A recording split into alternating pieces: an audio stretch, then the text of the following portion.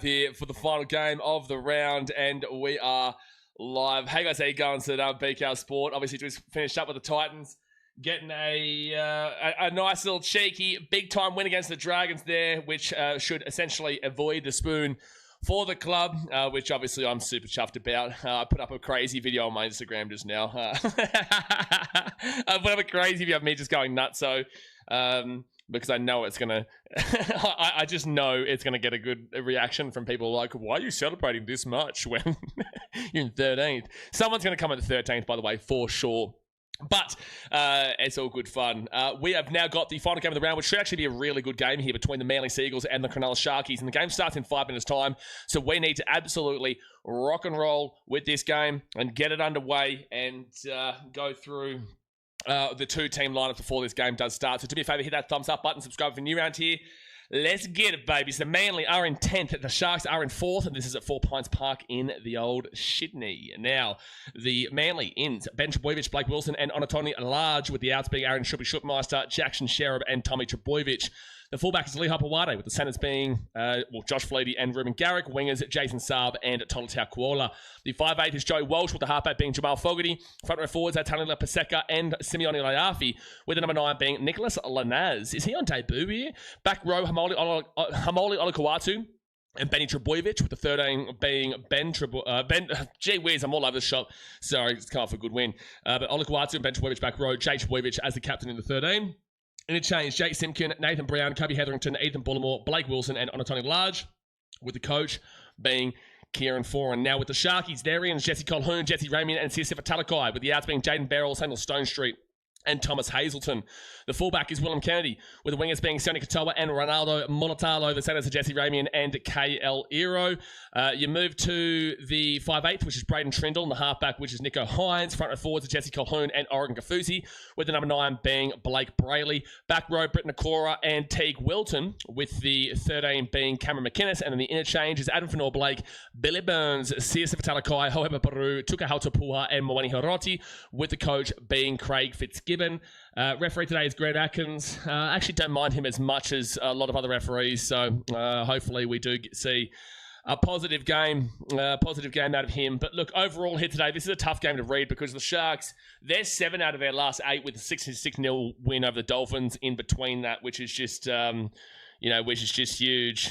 So, like, obviously you are leaning with the Sharks for a top 4 team, but Manly, plus 126 points differential, a win here will keep them in the hunt with the 8. Like, they're still in the hunt anyway, but, the Cowboys winning yesterday means that Manly do need to keep up close there with teams above them. And, look, Manly have still yet to receive their bye. They're still going to win 4 more games, which isn't a positive to them, but the Rabbitohs are only on 10 wins. So, if Manly do win, they'll be on the same amount of points as the Rabbitohs, who are currently in the top 8.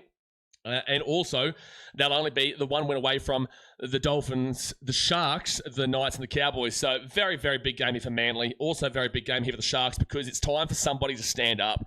It's time for somebody to stand up in this competition and say, we are the best team in the comp and we are going to win this comp. Because right this very second, nobody is doing it. Nobody in that top 8 right now, except for the Gold Coast Titans, has come and said they're going to win this damn well comp. Nobody. So it's time. Sharks is on to you. Warriors didn't do it. Panthers didn't do it. And also, the Roosters didn't do it. So now it's time for you to establish that you are the big dogs right now in this league, and you're going to chase down that minor premiership. But let's quickly get into the ladder here as the Sharks run out into the field. Sharks in the top 4 on 4th position, 28 points, equal with the Dolphins. Dolphins plus 84, Sharks plus 125. Sharks win. They will go to equal with the Warriors in 3rd position, but the Warriors are on plus 190. So you'd have to win this game by 65 points, which is not happening. So Sharkies, with a win, you probably just finish off in 4th position, but you'll be equal with the Warriors and only the 2 wins away from the Panthers and 1 win away from the Roosters, with a better points differential than the Roosters. But you will be in 4th with a win unless you win by 66 points. If you lose this game, well, you would have to lose by about 42, 43 points to go below the Dolphins on plus 84. It's very, very unlikely there. So realistically, win or lose, Sharks stay in the top 4 here today. And on Manly's side, this is where it gets a little bit tricky, but all games have been played so far. So Manly on 22 points, they're in 10th position, equal with the Raiders, who won their game. Manly plus 126, Raiders minus 35. Manly lose this game, they'll stay in 10th position. No way they go below the Raiders. If they win this game, they will go above the Bulldogs into 9th position on, because the Dogs have a minus 58 to the Manly Seagulls plus 26. So if you are a team chasing for the 8 right now, whether that be Dolphins, technically Sharks, Rabbitohs, Knights, Cowboys, Bulldogs, Raiders, Storm. Any of these teams should be begging that Manly lose this game today. You should be wanting the Sharks to win, even if you're a Dolphins fan, because the top 8 is super close and you don't want to have to compete with Manly's point differential. So at all costs, you want Manly to lose. You need Manly to lose. You want them out of the race because their points differential is very, very dangerous. But again, it's time for the Sharks to damn well stand up and prove that they are a big-time team here.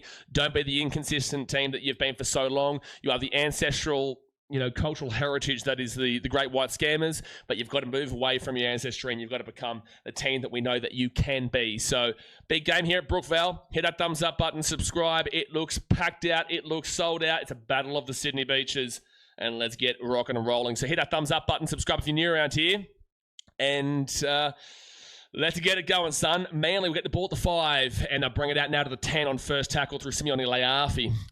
King Kong says, do or die for Manly. Congrats, Titans. Yeah, good stuff for the Titans there.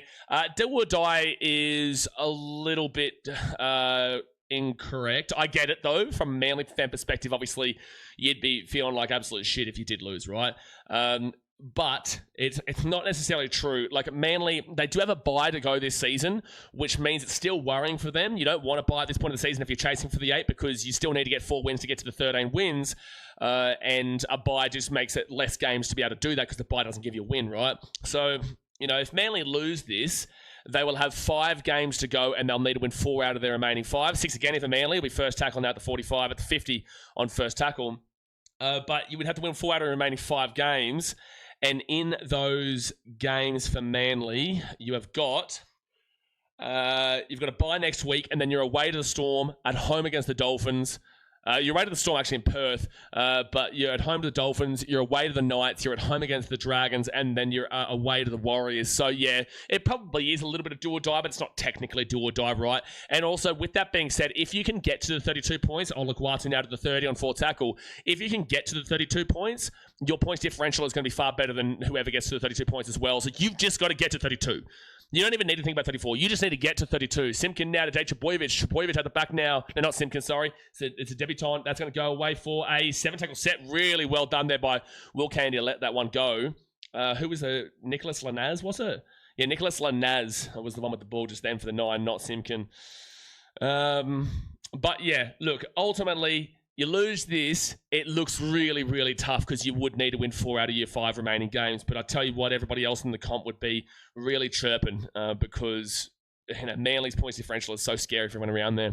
And he says, you should celebrate, Braves. Your team played well. Things are looking up for the Titans. They are. They are looking up for the Titans. And it's really nice to see, the club putting in a good shift and a good effort into turning around the fortunes of what has been a very difficult club to support for a very long time. And obviously this is a point of the season where I do get a little bit worried because it is the back end of the year where no pressure is on, so teams can perform better than what they actually are. That's going to be a knock on here from Manly, so Sharks will get a fresh set here. I'm pretty certain that was touched by Manly. Oh, fit tackle. I swear that was touched by Manly. But anyway, fit tackle here at the 40. Blake Bradley back to Nico Hines. And Nico Hines will whack that ball up high. Chase through here is really good there from Nakora, and he will take Lee Hubawata down at the 13 on first tackle. So yeah, no, I'm happy with the progression. Again, we're out of the bottom 4. We've got a tough run home, but we've got 5 out of remaining 6 games at home, which is nice. So, hopefully we can get a bit of pride into ourselves and finish around that 11th, 12th, which is actually what I predicted for us pre-season. I said 11th or 12th. I didn't think we had the spoon coming out. I thought that we were better than a bottom 4 team, and right now we're just outside the bottom 4, but our run home is quite difficult, even though we've got them all at home. So, yeah, no, I'm happy, but obviously at the end of the day, we're still not going to be playing finals football, right? Fit tackle now at the 45. Fit tackle at the 45. And Jamal Fogarty is going to kick this ball down to the 10, where Will Candy, he can either have an amazing game or he can have a nightmare. He's had more amazing games this year than nightmare games, though, I'll be honest. Dean Dog says, I remember me, I was the guy who you put in timeout. Remember I said, please no swearing? So no, I don't, because we time out plenty of people here, but also, please no swear, and fuck no. Third tackle now for the Sharkies at the 35. Gary says, g'day Blaze, I'm the real Slim Shady, and everyone quickly tuning in from Bath, England, while the family is still in bed. Fingers crossed we can defend this week. A moderator who's here, can you check if that actually is the real account? Because Gary usually is a member, and that's not a member. And I'm not too sure. But then again, I would trust that probably is Gary. But also we found a fake account of him yesterday. Because Gary is usually a member, so that is what's confusing me again still. That's going to be Jesse Ramian here with the ball at the 38. It's the real Gary this time. Okay, sweet. Thanks, Mitchell. Forward tackle here at the 25. And they're going to roll this ball back to Blake Brayley, who gets it across here to Nico Hines. Hines underneath now to Oregon Kafusi. And Kafusi now is going to be the 15. He was talking vinegar, it's him. Fair enough. Yeah, but you can't just say bacon, vinegar, and pepper because everyone knows Gary is that man. That left-hand side, short side, Sharkies! Oh, Kale Iro taking it down to the 3. And that was fit tackle, so it'll be Manly ball. Fit tackle. What is a ruck infringement? That's a 6 again, Jasmine. That is a 6 again. I'm good, guys. Glad Blaze is happy. They deserve the win. Yeah, no, we got the job done there. Obviously sad for the old Dragons, but... You know, you've got a better team coming in next year, and hopefully you can fire up. You've got some people talking about top 8, you know, so I'm not necessarily on that wavelength. A good defensive setting from the Sharkies. Manly stuck at their own 10 on third tackle. Some people talking top 8. I'm not on that wavelength, but, you know, at the end of the day, you've got a bit positivity in regards to other people commenting on your team for next year. So you've just got to be looking towards next year. And ultimately, that's what all teams on the bottom of the table are going to be doing. Trying to get some momentum into the back end of the year, but that doesn't translate necessarily into the next year either. But it's going to be the Sharkies. Will Candy brings out to the 30 to the 35. And it'll be first tackle. Lag, and I can't remember, was it you who was the one who initiated the Gary hate with the balls, with him being a bald head? Were you the one who was going hard at him? Was that somebody else? I can't remember. This was last year when Gary was relatively new to the channel and someone just decided to go ham on him being bald. We spoke about this yesterday. It's so funny. So that's a 6 again for the Sharkies, the 50. And Ronaldo Molotalo, he'll take this ball to the 42 on the first tackle, son. On the first tackle. Cole Hoon's had a fantastic year for the Sharkies. Second tackle now at the 35. They go to the left-hand side to Cameron McInnes. Then off to Oregon Kafusi, who's at the 25. And Blake Brayley, really quick play the ball there. They go to the left-hand side to Teague Wilton. He'll be at the 15 on fourth tackle now for the Sharks. Fourth tackle. I've actually enjoyed this week in Rugby League. Maybe it's just because the Titans have won, but like I've actually enjoyed it. Last week wasn't exactly spectacular, even though the Titans won. So no, I think it's been a good week in Rugby League, really.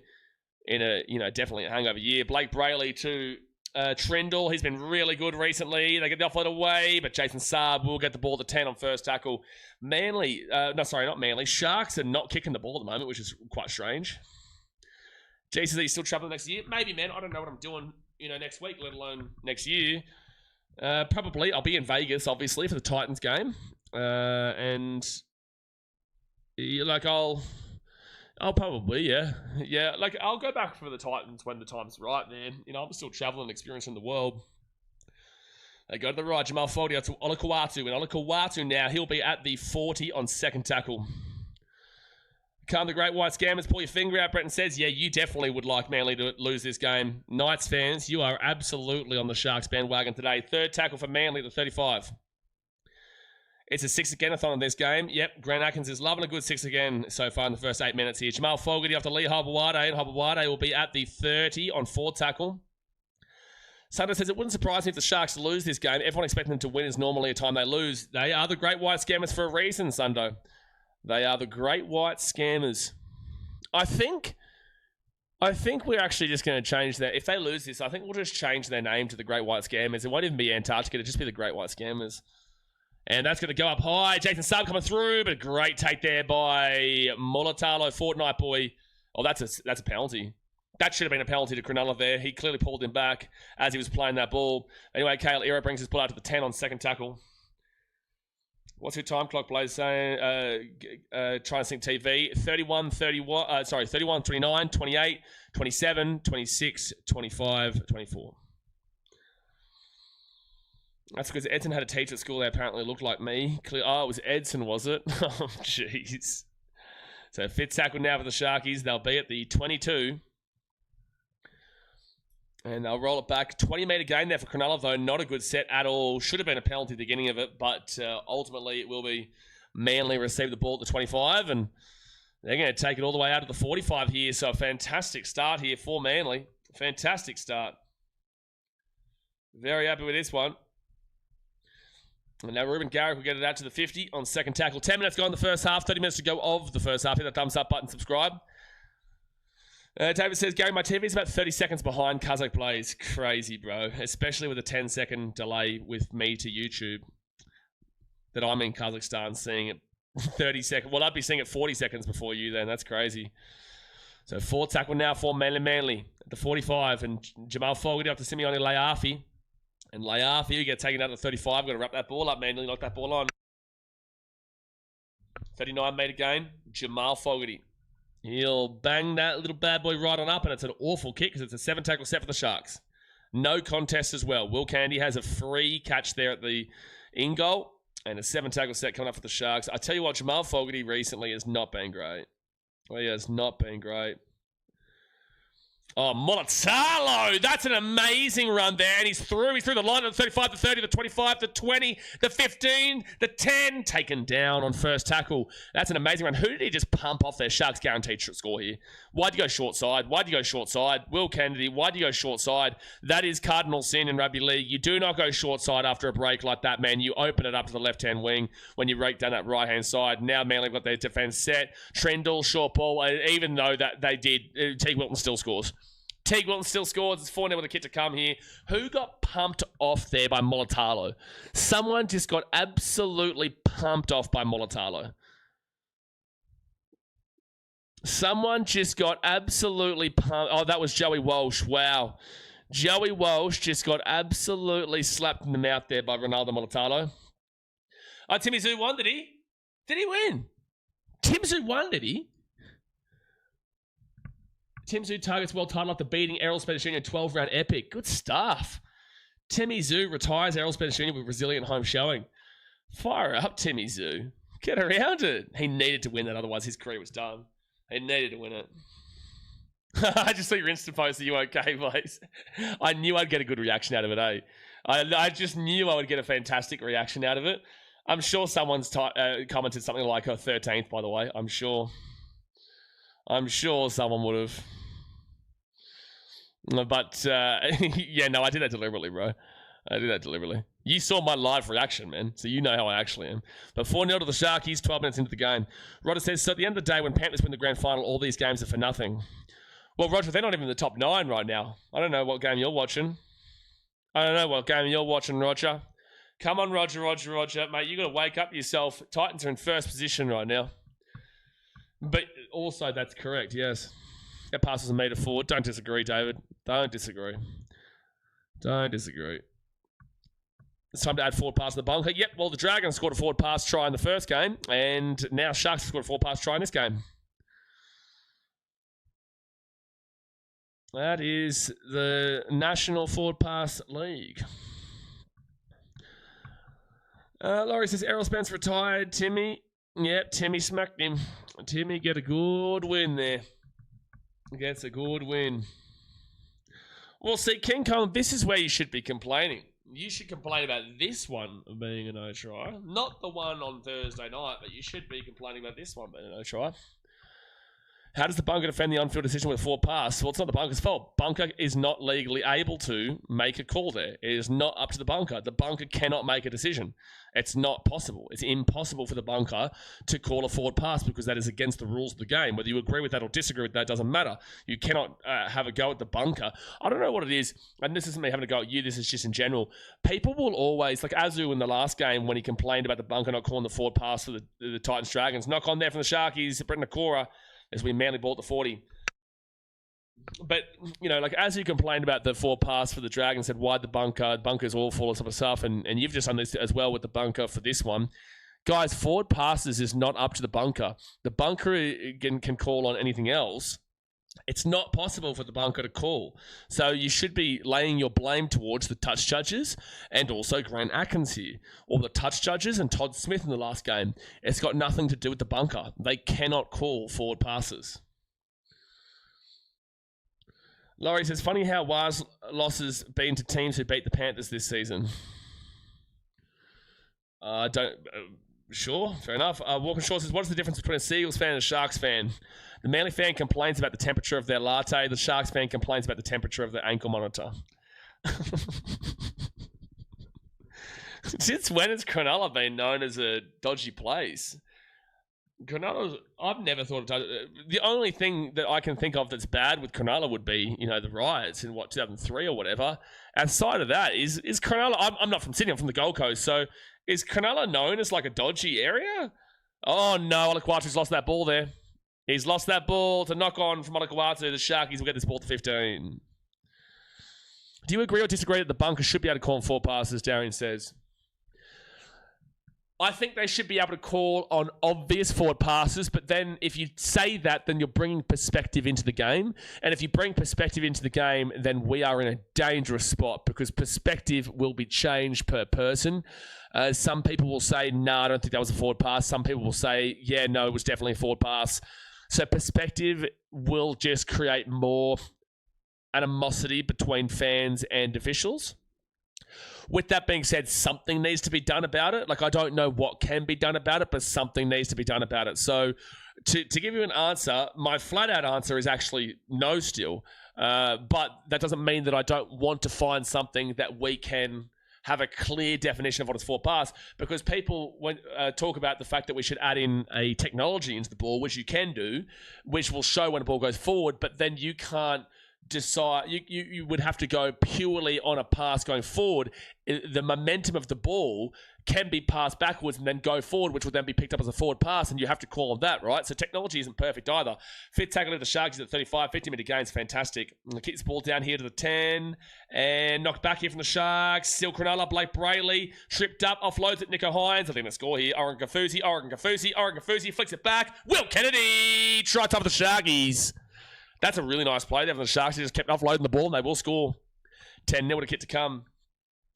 Val was just curious. No, of course. It's a great question. It's a fantastic question, especially today with 2 forward pass tries being called. One for the Dragons and one now for the Sharks. But at the end of the day, it's a very difficult answer.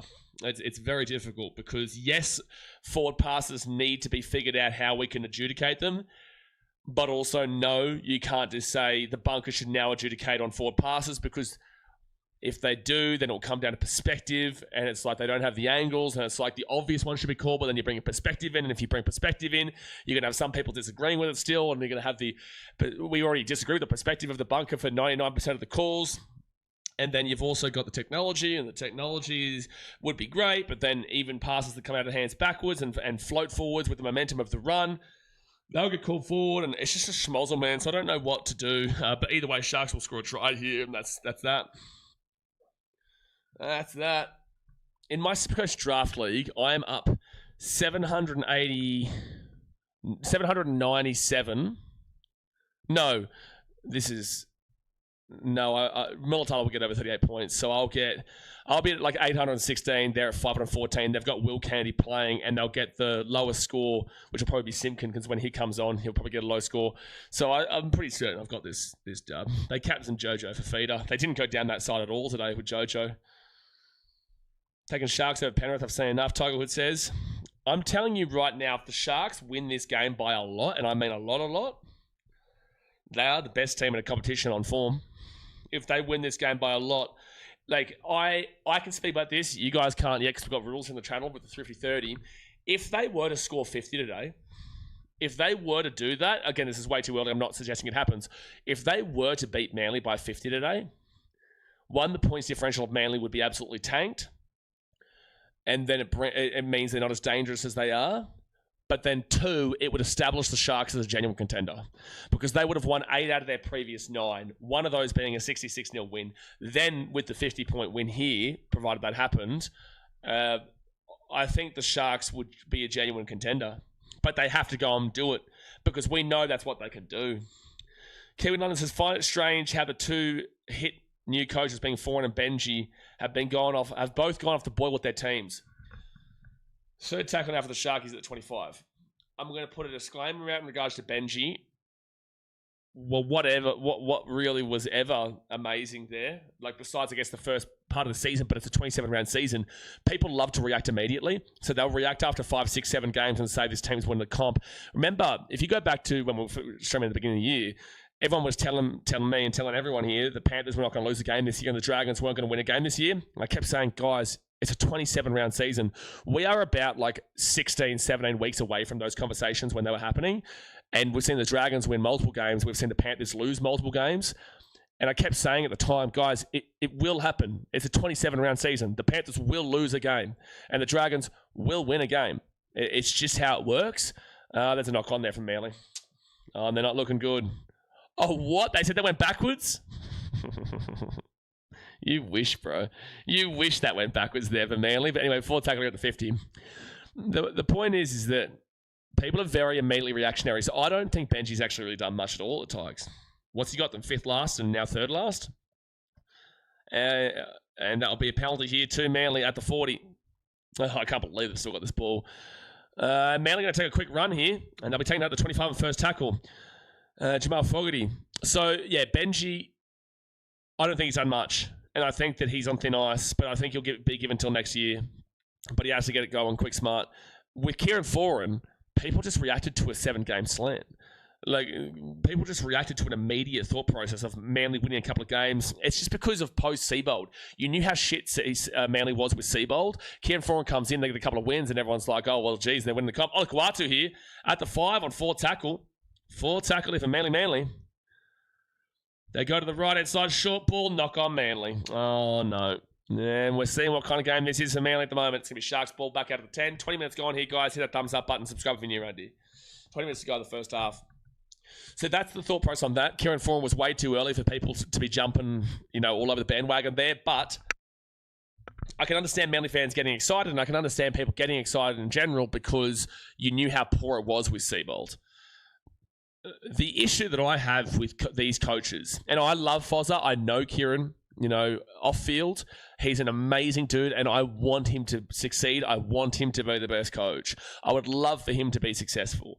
But the issue is that players who have recently played, you've got Benji Marshall, who has played with a lot of these Tigers players. He has played with them, like the likes of Dewey and he might have played against a couple of the the middle 2020s guys, middle 20s guys in the early 2020s.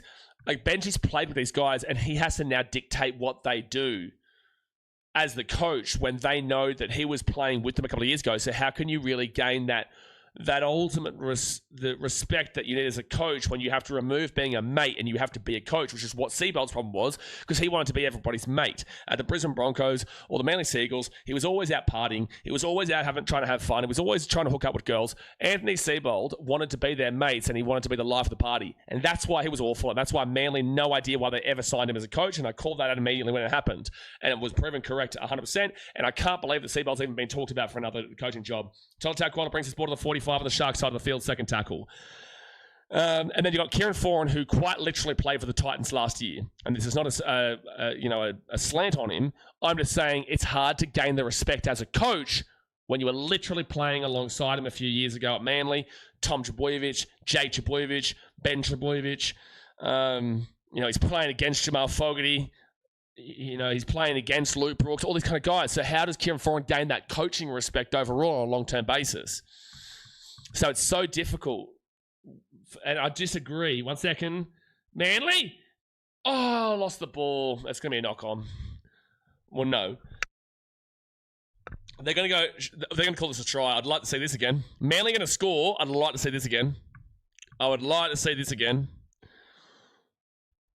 Because Manly knocked that ball onto the 50 that didn't get called, or the 40 on the other side of the field didn't get called. I would like to see this pass knock on ball again.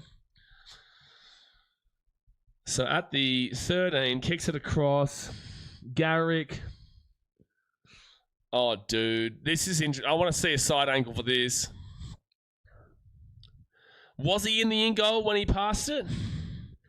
Show us the side angle of this one, because I know you will have a side angle from the corner post. Show us the side angle. They've called this as a try. I'd like to see the side angle for that one. Yeah, like you've got the line to work with. I just want to see it again broadcast. It'd be nice if you could show it again.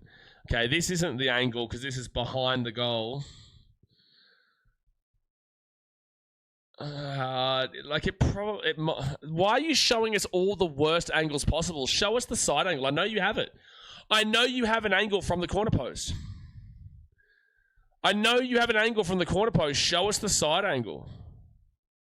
Here we go. This will be the one. Oh, it probably is backwards. It's very close. No, that isn't even the angle. It's not even a great angle. It's from behind as well. Try confirmed, yeah. I would love, though, if the broadcast and if they could show us the actual angle that would prove it guaranteed. I'm okay with that being a try. I think it probably does go slightly backwards, but I would have loved to have seen the angle to prove that. Tugwood says King Kong's a try. King Kong's a Manly fan, so of course he's going to say it's a try. But I think it is a try. I do. I do think it's a try. Laurie says, hate when they choose angles and not play all. I know, like, they're showing us all the angles that don't actually show really jack shit. Like, I want to see the angle from the corner post that I know you have. We all know you have an angle from the corner post. Why won't you show us the angle from the corner post? Even if it's the correct call, if it's the wrong call, it doesn't matter. Show us the angle. I know you have it. So anyway, 12-60 to the Sharkies with 16 minutes to go of the first half. What's Adam Fanil Blake doing with his hair right now? What's going on there? Like you said, though, can't rule on passes. Well, no, that would have been a knock-on. That wouldn't have been a pass.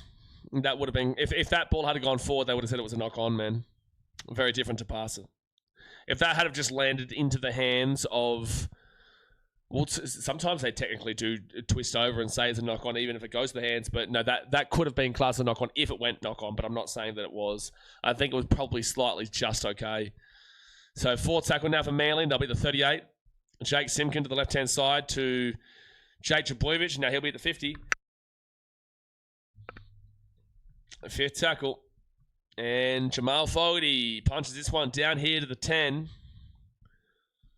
You know what? I'm thinking I might try and work in a New Zealand trip next year when the Titans play there. When the draw comes out, I might try and work in a couple of months in New Zealand. Yeah, might do that. Sharkies now taken down here at the 20. And this will be their ball out the 22. What's the referee doing? I hate when referees do that. They tell them to stop the clock, go back a couple meters because you've gone off the mark. They literally go back half a centimeter and then they play it and nothing. It doesn't do anything. Cameron McInnes, rocked in the tackle by Ola Kawatu. At the 35, he got absolutely rockamundosed in that tackle. Gee whiz. Gee whiz. Now, fifth tackle for the Sharks, and Nico Hines will kick this ball away. Hate the Fox commentary on players' hair. Shut up, Voss.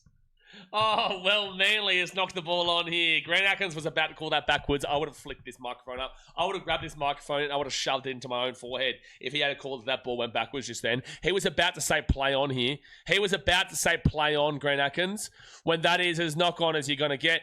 Grant Atkins, wake up to yourself that you considered not calling a knock on just now. All the players stopped. Everyone's seen that as a knock on, and it took him a good little bit before he decided to actually call it a knock on. By the way, beautiful shot there of not even Manly.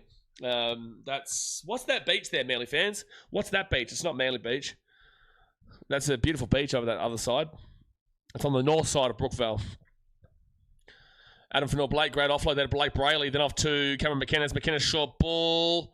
And now it's Billy Burns at 5. They go left-hand side, Blake Brayley to Adam Fanil Blake.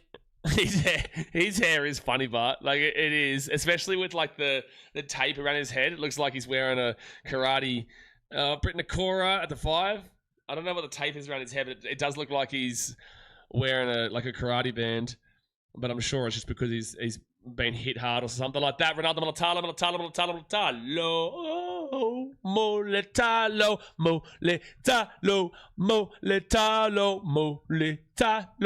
Moletalo. Try time for the Shacky. 16-6 with the kid to come. Nice pass over the top there for Moletalo. Nice pass over the top there for Moletalo. Marcus says the Cockhead scored.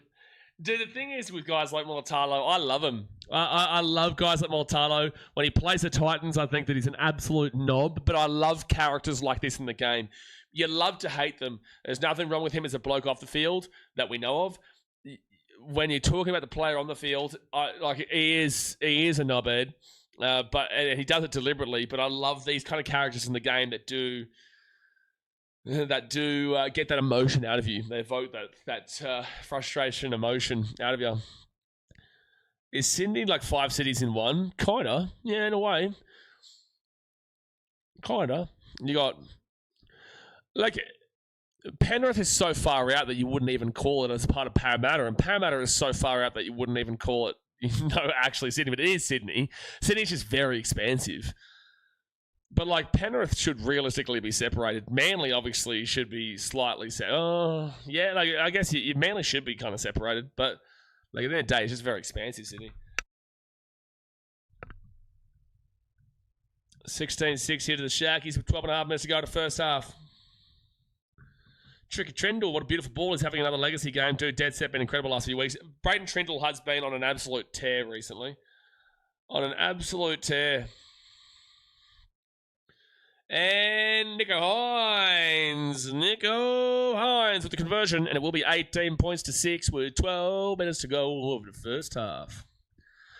Cronulla should be separated.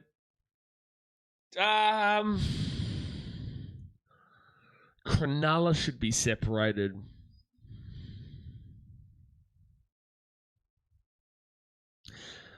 Sure, but that would be purely based off of the Sydney city itself. Like, it is south. I don't know. I still think that's probably a part of it, but it is still a decent gap out of the actual city itself. Parramatta is central in Sydney. I think people are ultimately thinking about the CBD, right? Like, CBD is how people will think of Sydney, like where the Opera House is and where the Sydney Harbour Bridge is and whatnot. I guess that's how I'm thinking too, which isn't really fair. But, like, if you consider Brisbane, it's the same thing. Like, you would call Fernie Hills and Arana Hills and Brookside and all that type of stuff. Oh, that's a great pass there from Trindle to Mulatalo. Mulatalo's away here. Mulatalo's away here. 35-30 on 4 tackle.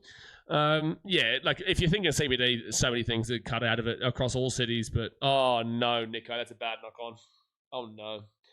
Walker Short, does anyone else think this year feels like the worst year for ridiculous and head-scratching calls? It's really anyone's game with how random the officiating has been? No, absolutely. Well, this is a massive hangover year in the NRL in general, Walker Short. As in, last year was such peak rugby league. It was really peak rugby league. We saw comebacks galore. We saw teams establishing dominance. We saw real quality in the game. We saw super close and tight-knit finals. We saw a great chase home by the Broncos. We saw a team win it out of turn in the Broncos as well. We saw the Panthers streak end. This year was always going to be extremely difficult to live up to the hype and the craziness that 2025 was. Next year could be amazing. Year after that could be amazing. But this year is a massive hangover year for mine. And you're seeing that also with the officiating because we're in a massive crisis in NRL refereeing and NRL officiating right now. So I'm not trying to get people down in regards to what this competition is this year, but you can clearly see that nobody is really standing up and setting themselves up as the team. We do get Perth Bears next year come in. Then we get Papua New Guinea come in. Then we'll probably get South Island, New Zealand come in. You know, it's exciting times in regards to expansion, but also people have questions in regards to quality and diluting the product and all that type of stuff. Jamal Fogarty kicks his ball on fit tackle to 25. Sub catches it, but he'll go over the sideline. Yep, Sharks ball to 10. He'll go over the sideline, and Sharks will get this ball to 10. So, yeah, it's just a hangover year, and the NRL officials and refereeing, I guess, are all a part of that too. No way, Cronulla not big enough. No, not for a city. Oh, I guess you can call it like a town, though. Like, you wouldn't say Manly's a city. I guess you could argue like Parramatta and stuff.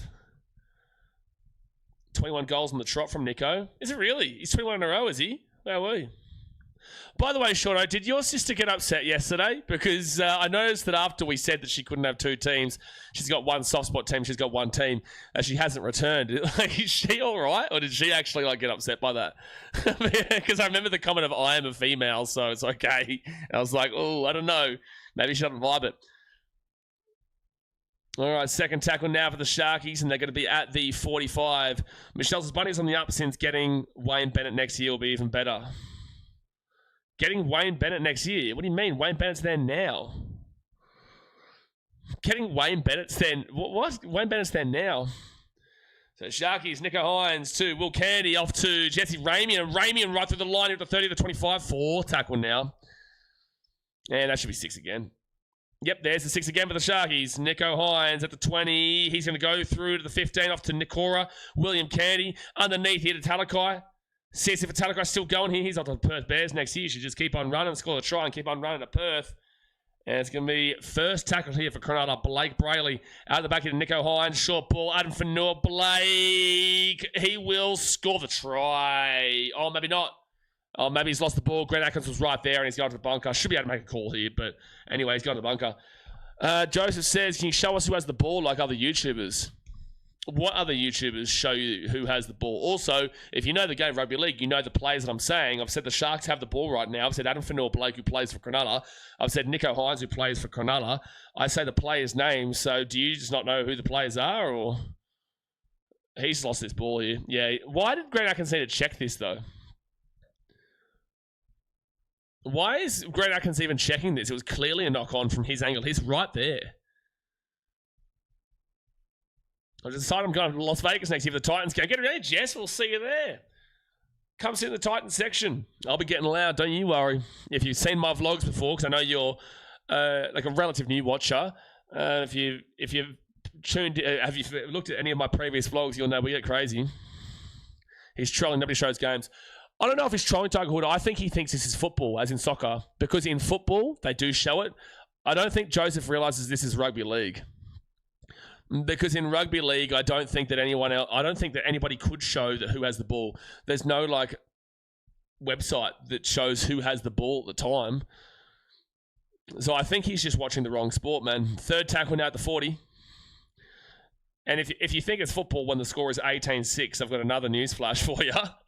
Joe Walsh, that's a high tackle. Should have been a penalty there for Manly. 45 metres out from their own line, Manly. Fifth tackle.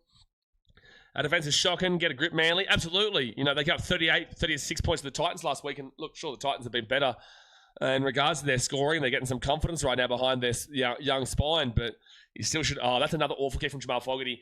Someone asked before... Oh, here we go. David said, what do you feel about Fogarty in first year at Manly? Don't rate it.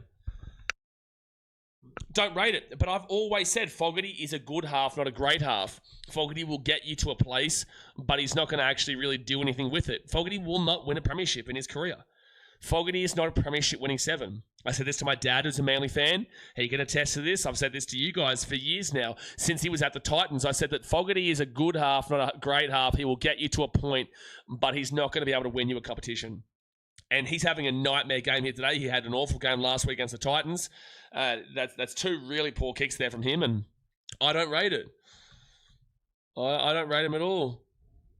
Well, not that I don't rate him at all, but I don't rate him here. No, Britt Nakora could get away here. Britt Nakora offloads it to Jesse Ramian. Ramian's away. Kicks the ball over the top here for himself, I think, but Garrick's going to be able to get back, and he'll be taking in the in goal here. I don't know why he kept running backwards there, Garrick. He couldn't stop in time, and it's going to be Sharks getting the ball from a dropout.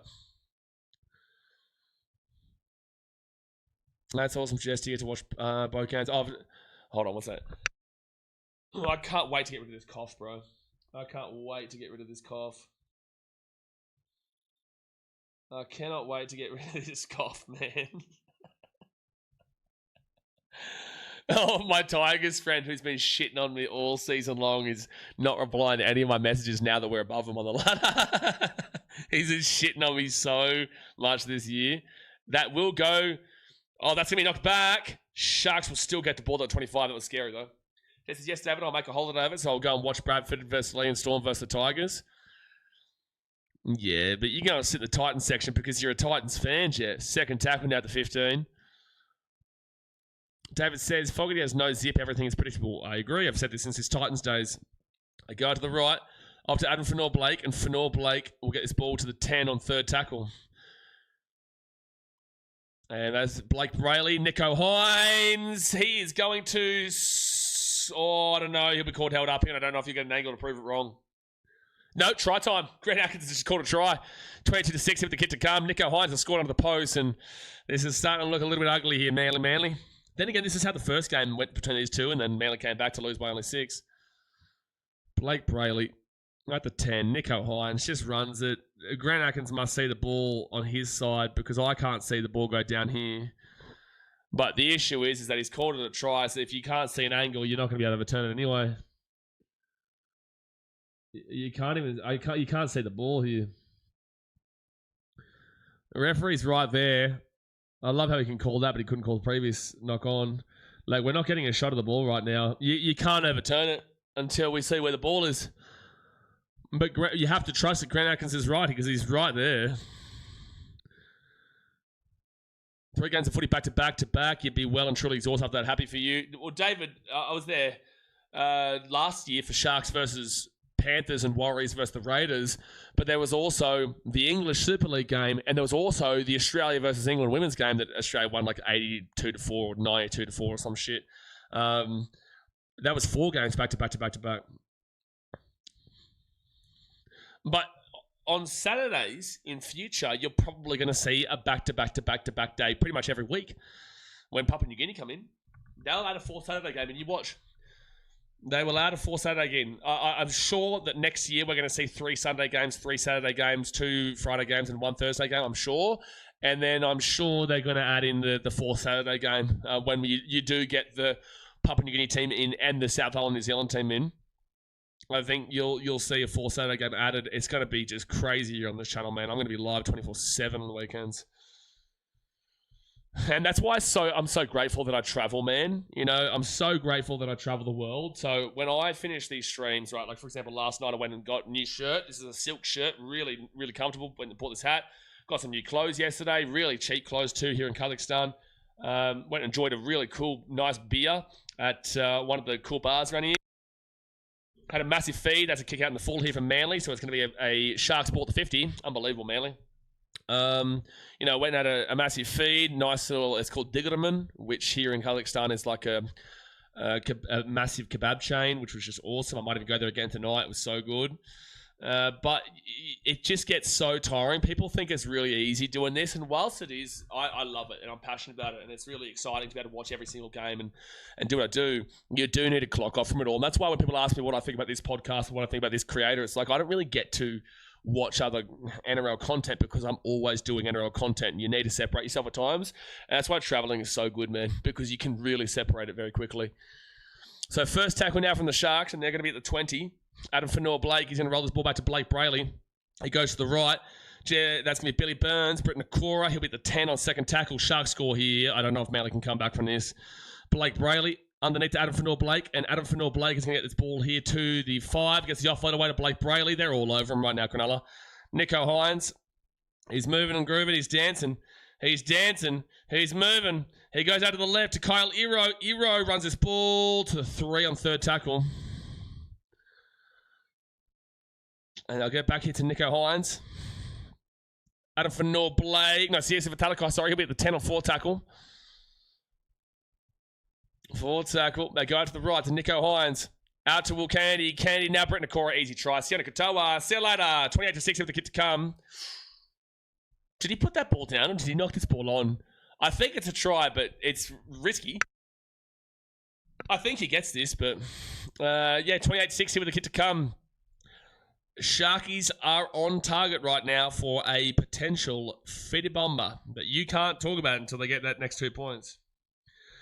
Chris Gaines says, are you fired up for Titans and Sharks being up? Just jumped on. Well, obviously, yeah, massively fired up for the Titans getting the win, and, you know, very, very happy for that one.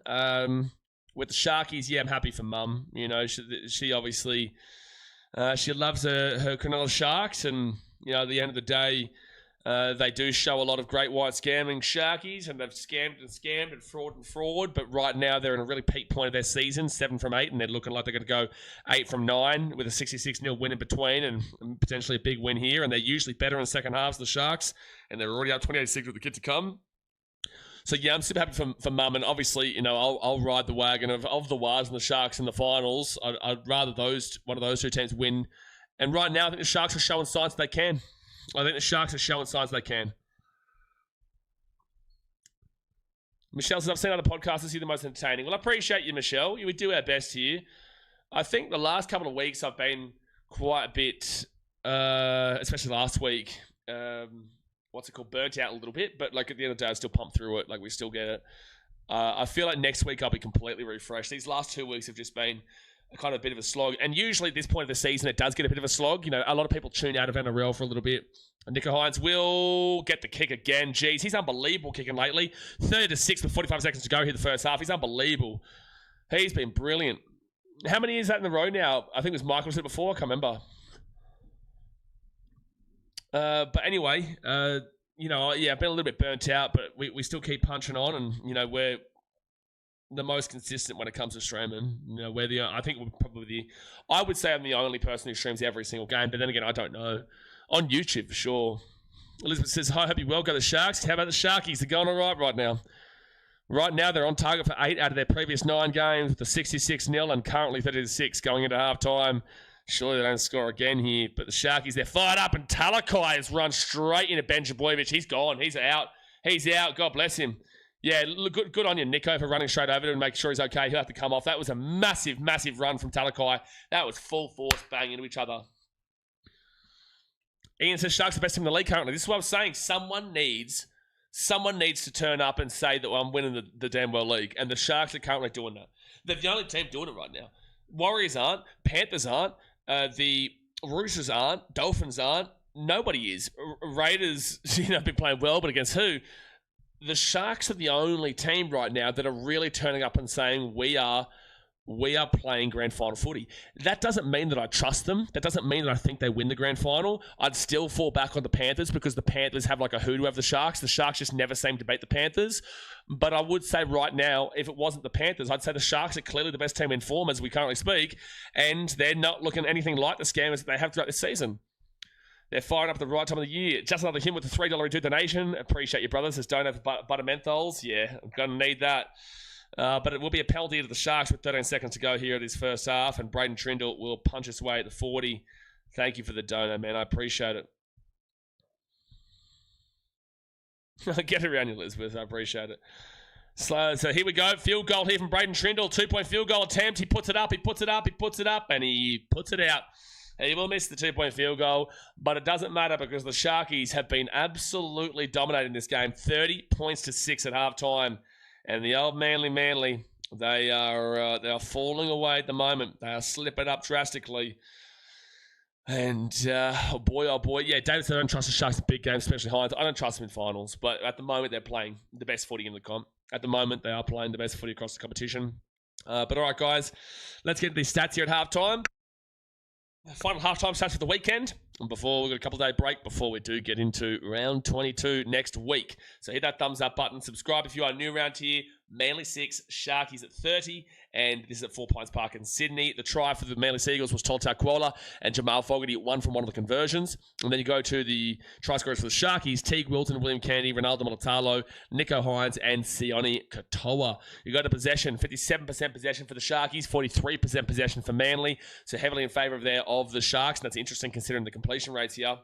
But time and possession, 15 minutes and 55 seconds here for the Sharks, 10 minutes and 44 seconds for Manly. You want to see a minimum 25 minutes. You are seeing 25 minutes. You're basically seeing 26 minutes here, and that is with 6 tries, so that's pretty healthy there. Completion rate, 80% is what you're looking for. 80% is what you get for the Manly Seagulls, 12 for 15. You're pretty happy with that. 81% for the Sharkies. You're pretty happy with that. 18 from 22.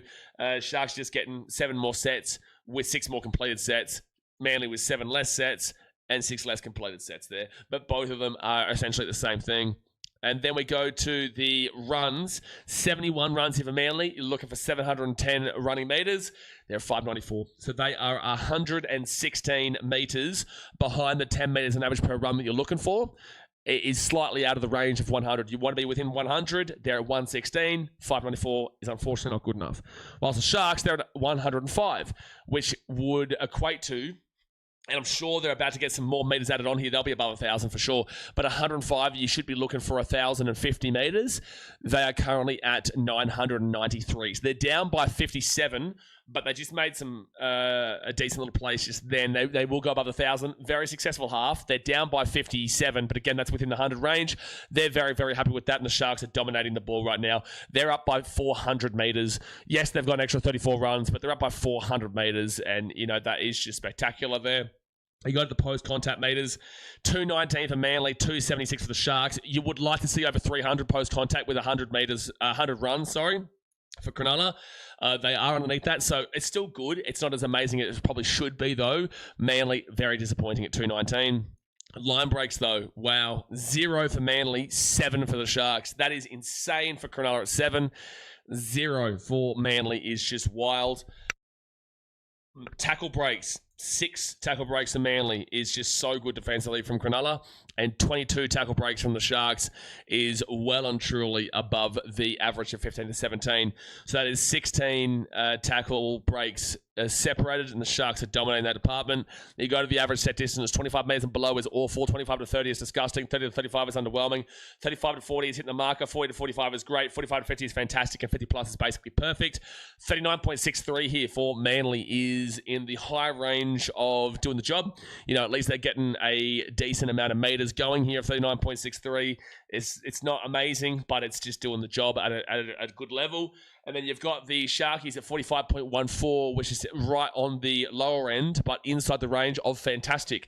They're getting an incredible amount of meters every single set. 6 meters separating them from Manly right now. The Sharks are just moving. The Sharks are just grooving, and they're rolling through their sets. You go to the average play the ball speed. 3.19 seconds and below is extremely fast. 3.2 to 3.39 is fast. 3.4 to 3.59 is average.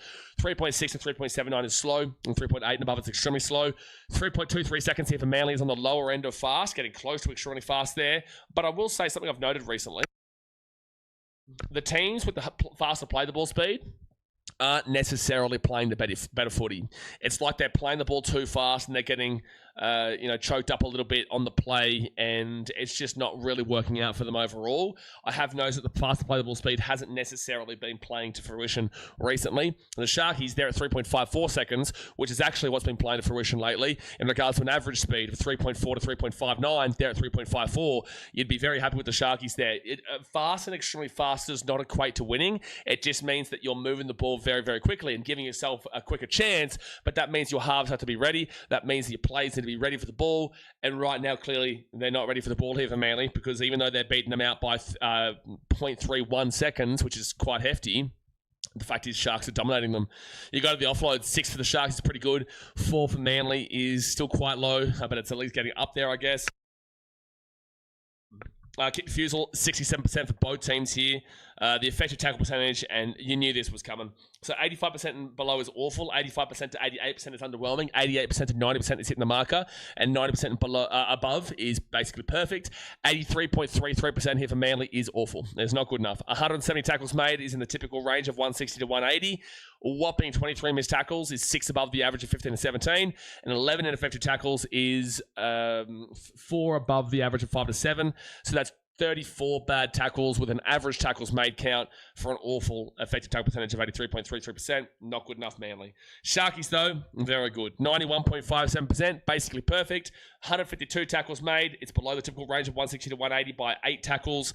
6 missed tackles, though, which is well below the average of 15 to 17. That is really good. That is 9 missed tackles less than the average. And then you've got the ineffective tackles of 8, which is slightly above the average of 5 to 7. By 1. So you've got 14 bad tackles there for the Sharks, with a close to average, but still under the average, 152 tackles made for 91.57%. Very good there. It's only 18 tackles separated between Manly and Sharks, with 170 to 152, but yet Manly have missed 17 more missed tackles and 3 more ineffective tackles. So they have essentially every tackle more that Manly has made, they've also had a missed tackle above the Sharks to go with that. You know, so it's really poor defense here from Manly. and collectively and individually. And obviously the Sharkies are capitalising. And then you go to the errors. 3 and below is really good. 4 to 6 is average, and 7 above is awful.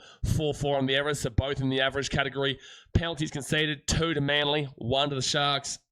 And then ruck infringements is 4 to Manly, 2 to the Sharks. So overall infringements is 6 to Manly and 3 against the Sharks. So Manly a little bit more ill-disciplined here today. But realistically, I don't even think the most devout Manly fan can defend this game here today.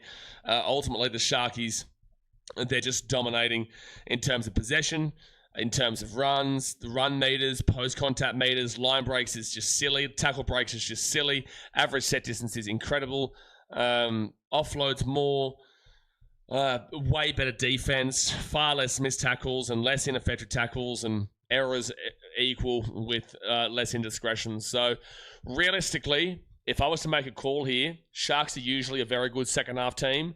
Sharks are usually a team that run away with it. I'm taking the Sharks to hit a 50 bomb. I'm doing it. I'm taking the Sharks to hit a 50 bomb here, and that will set them up as the clear form team of the competition. It'll set them up as the clear form team of the competition. So they've got to just go on with it here. Magnus says, who won the Cowboys game? I fell asleep last night. Cowboys won 18 points to 10. Select Ramos said, 24 points were scored in the second half. I'm going to cry. I think there could be, man. I think there could be. Easiest comeback in Manly history, Ty says. Who do you support again, Ty? Are you a Manly fan? I don't think you are you? Because, are you Warriors? I can't remember. Usually I have a pretty good memory with who people support. Maybe you're Warriors? I can't remember. Because if you're a team outside of the top 4, you would actually want the Sharks to win this game. But if you're the Warriors, I guess, of course, you'd rather the Sharks lose. Right now, though, 24-point win. If the Sharks were to win by 24, they would go equal with the Warriors. They'd go to plus 149, which would only be 41 points behind the Warriors. Warriors play the Titans next week. They should get a win there, but Titans have been better recently. They have. Mike Cool says, Sharks are cool, but I don't think they can stop the ladder-leading Gold Coast Titans who have been so dominant this season. I don't know if any team can stop them. Well, no team's ever stopped them, mate. They've never lost a game in history, and they're never going to lose a game in history. So you're right, Mike. Mike, you're absolutely spot on. You're absolutely spot on. It makes me sick, actually. It actually, you know what, Mike? It makes me sick, what you've just said there, because it's disgraceful. It's disgraceful how right you are. Oh, my gosh. Oh, my gosh. It makes me angry, Mike. You've made me angry of how correct that comment is of how dominant the Titans have been. Top of the table, never lost a game before, and will never lose a game ever again. 2 wins in a row right now include the previous years. That is 18. No, how many years have we been in the comp now? Well, next year's our 20th year anniversary, actually. Yeah, next year will be our 20-year anniversary for the Titans. But you're right, Mike. You are. G says Roosters should be on fraud alert. Look fair. Trinity says, how good are the Sharks? How good are we? I'm tipping grand final winners 2026. Of course, because you're a Sharks fan. Well, if you've listened to this commentary so far, you would know that I'm saying that the only team right now that is standing, I need to see the second half first, but the only team that is standing up right now is the Sharks. We've been waiting for a while to see a team stand up and say, we're the best team in the comp and we're going to win the fucking comp. You know, someone's going to do it. Someone's going to stand in and say, we're going to do this and we're going to be the team that has the best form going into the finals. There's still 6 rounds to go after this, but the fact of the matter is the Panthers are slipping around. The Roosters, massive frauds, scam dog millionaires. The Warriors, massive fraud alert. The Dolphins obviously lost 66-0 a couple of weeks ago to the Sharks. The Knights have lost 2 of their best players in Dylan Brown, Dylan Lucas for the season. The Rabbitohs don't even start me. The Cowboys don't even start me. The Bulldogs are actually looking pretty good, but they might not even make the top 8. The Raiders are looking really good, but they're not even probably going to make the top 8. Manly have fallen off an absolute cliff. There is nobody in the comp right now that looks as good as the Sharks, but that doesn't mean that I trust the Sharks to win the grand final. I don't trust the Sharks shit, because these games ultimately they're looking really good and they are looking like the best team in the competition. But I've seen this story before. I've read these Harry Potter books. I've seen this storyline unfold where the Sharks look brilliant and they come rocketing home, and then we get to a preliminary final and William Kennedy decides to throw the ball straight into the hands of the Melbourne Storm for a try. I've seen this storyline play out like this before, so that's why I don't trust them. But I will say right this very second, they are looking like a team that can genuinely contend for the title. They can genuinely go and win the competition, but I just don't trust them when it comes to the finals. I don't. And until they go and prove it in the finals, yeah, sure, they've made 2 preliminary finals in a row, but I need to see them actually convincingly go into that finals and show what they're showing right now. Manly, they lost to the Titans last week, with all due respect. The Dolphins game was a very, very good win. The issue for the Sharks, realistically, is them coming up against the Panthers, because the Sharks just never beat the Panthers, and when they play each other this year, it was 26-6 to Penrith, and they don't play each other again this season. So that's something that you don't actually like.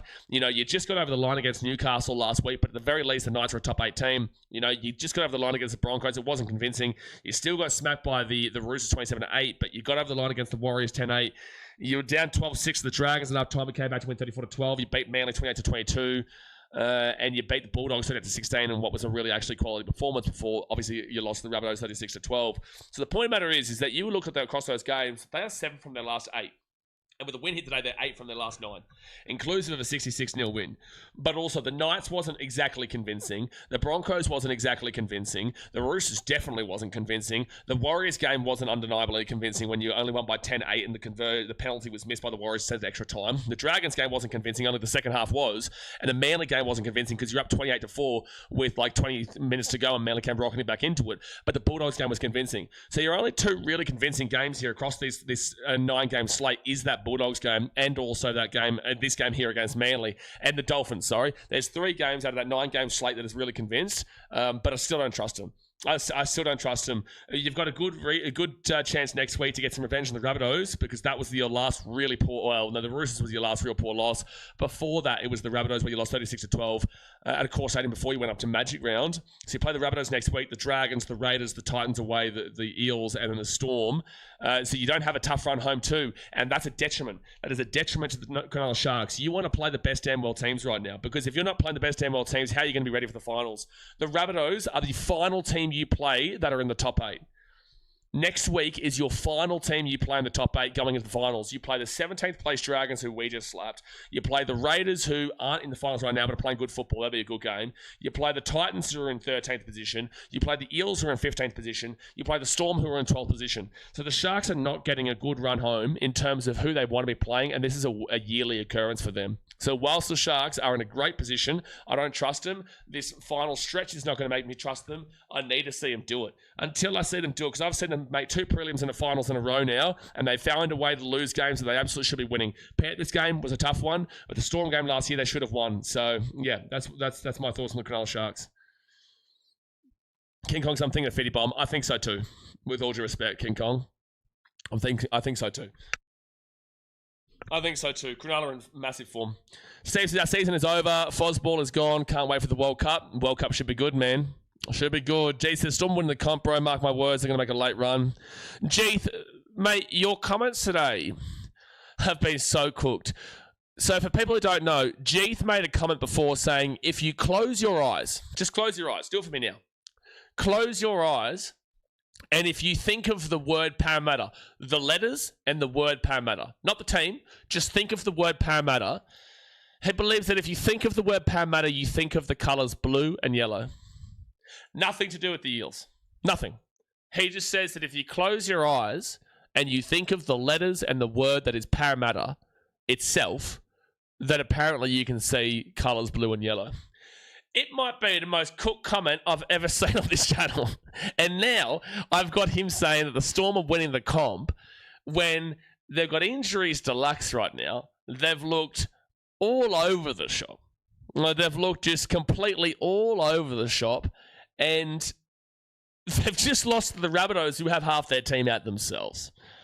You know, so, geez, forgive me for not trusting you there, man. And he says, let's see how Nobmax last Azu's not known for seeing out a contract. Yeah, that is true. But he's all about money, that guy. Truly knowing to see at the grand final BKRsport, I'll be the one wearing black, white, and blue. To be fair, I think I am in Australia around that time. I don't know if I'm there for the grand final. Well, the thing is, I can't go to the grand final. I've got to stream. I'll be here for the second half of Saturday, guys, and it will be second tackle for the Sharkies at the 20. Hit that thumbs up button, subscribe for new round here. I would have to stream that. Jason Evans says, Warriors deserve the fraud alert. They forgot how to play last night. Could have been a lot worse, but good Warriors. Go Warriors. You're right, Jay, but the fraud alert isn't just because of one loss. It's not because of one loss. It's because of the recent weeks.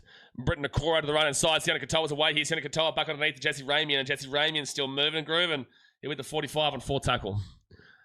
Michelle's Bunnies were good this week with heaps of players out. Exactly right.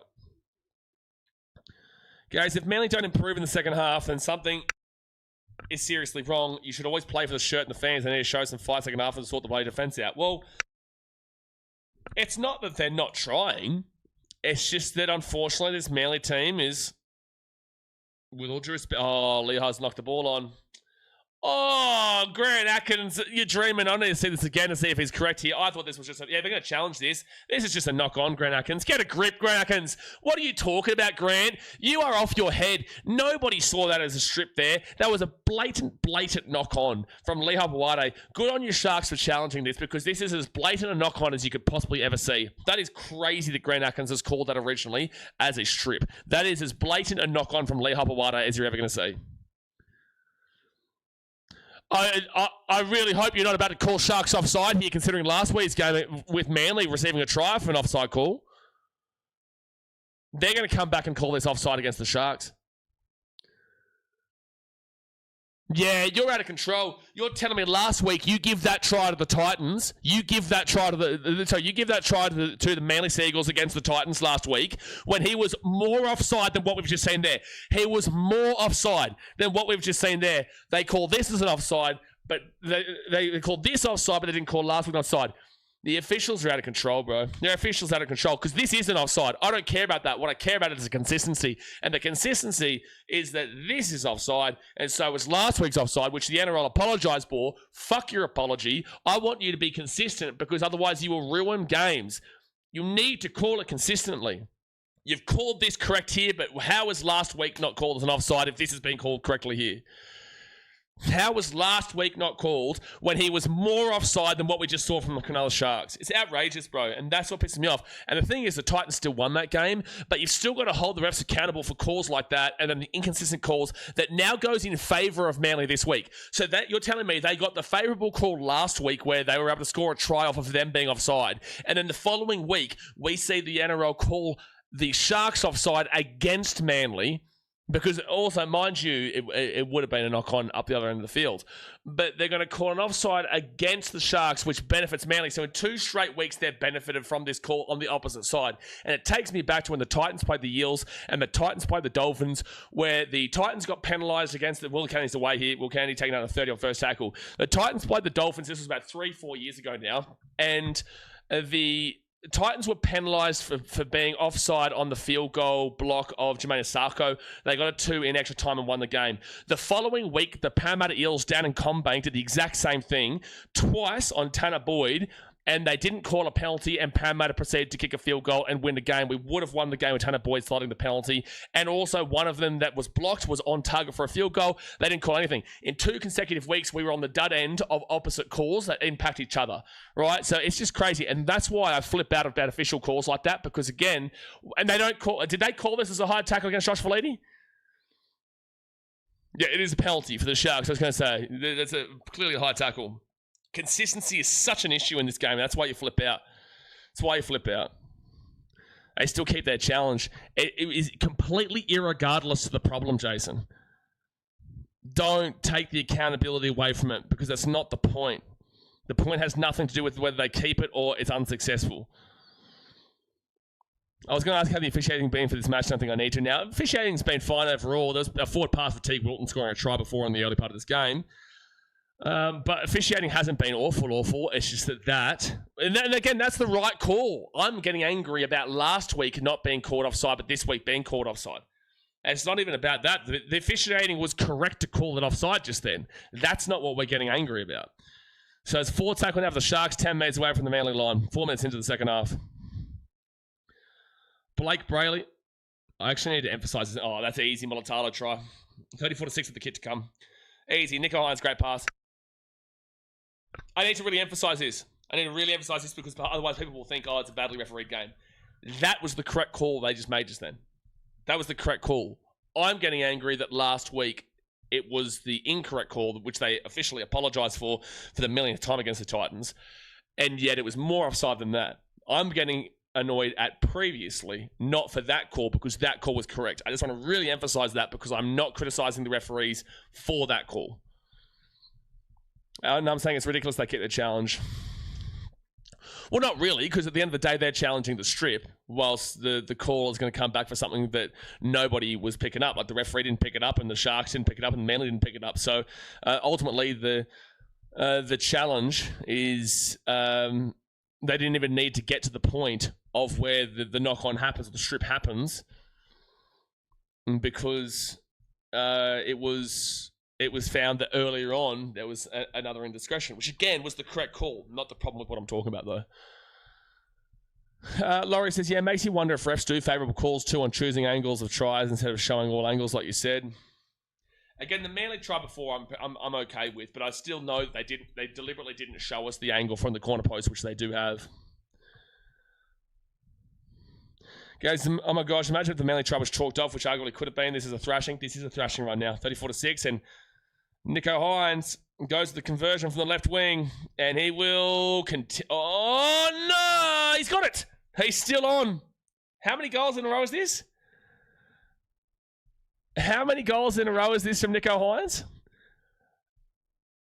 Can someone tell me how many goals in a row, conversions in a row, this is now from Nicho Hynes? It's like 27, 28, 29 or something like that.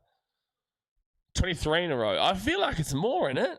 Or 24 in a row. Okay. Yeah, 24 in a row. So Hazem El Masri's record was 35, so we need to get 9 more conversions in a row to break Hazem El Masri's record. It's what they're talking about in the commentary, so don't blame me if he doesn't get it. Do you think the Sharks will win the grand final? They're playing grand final football right now, but I don't trust them long-term this season, but they're playing grand final football, and they're the only team right now that is playing to this level.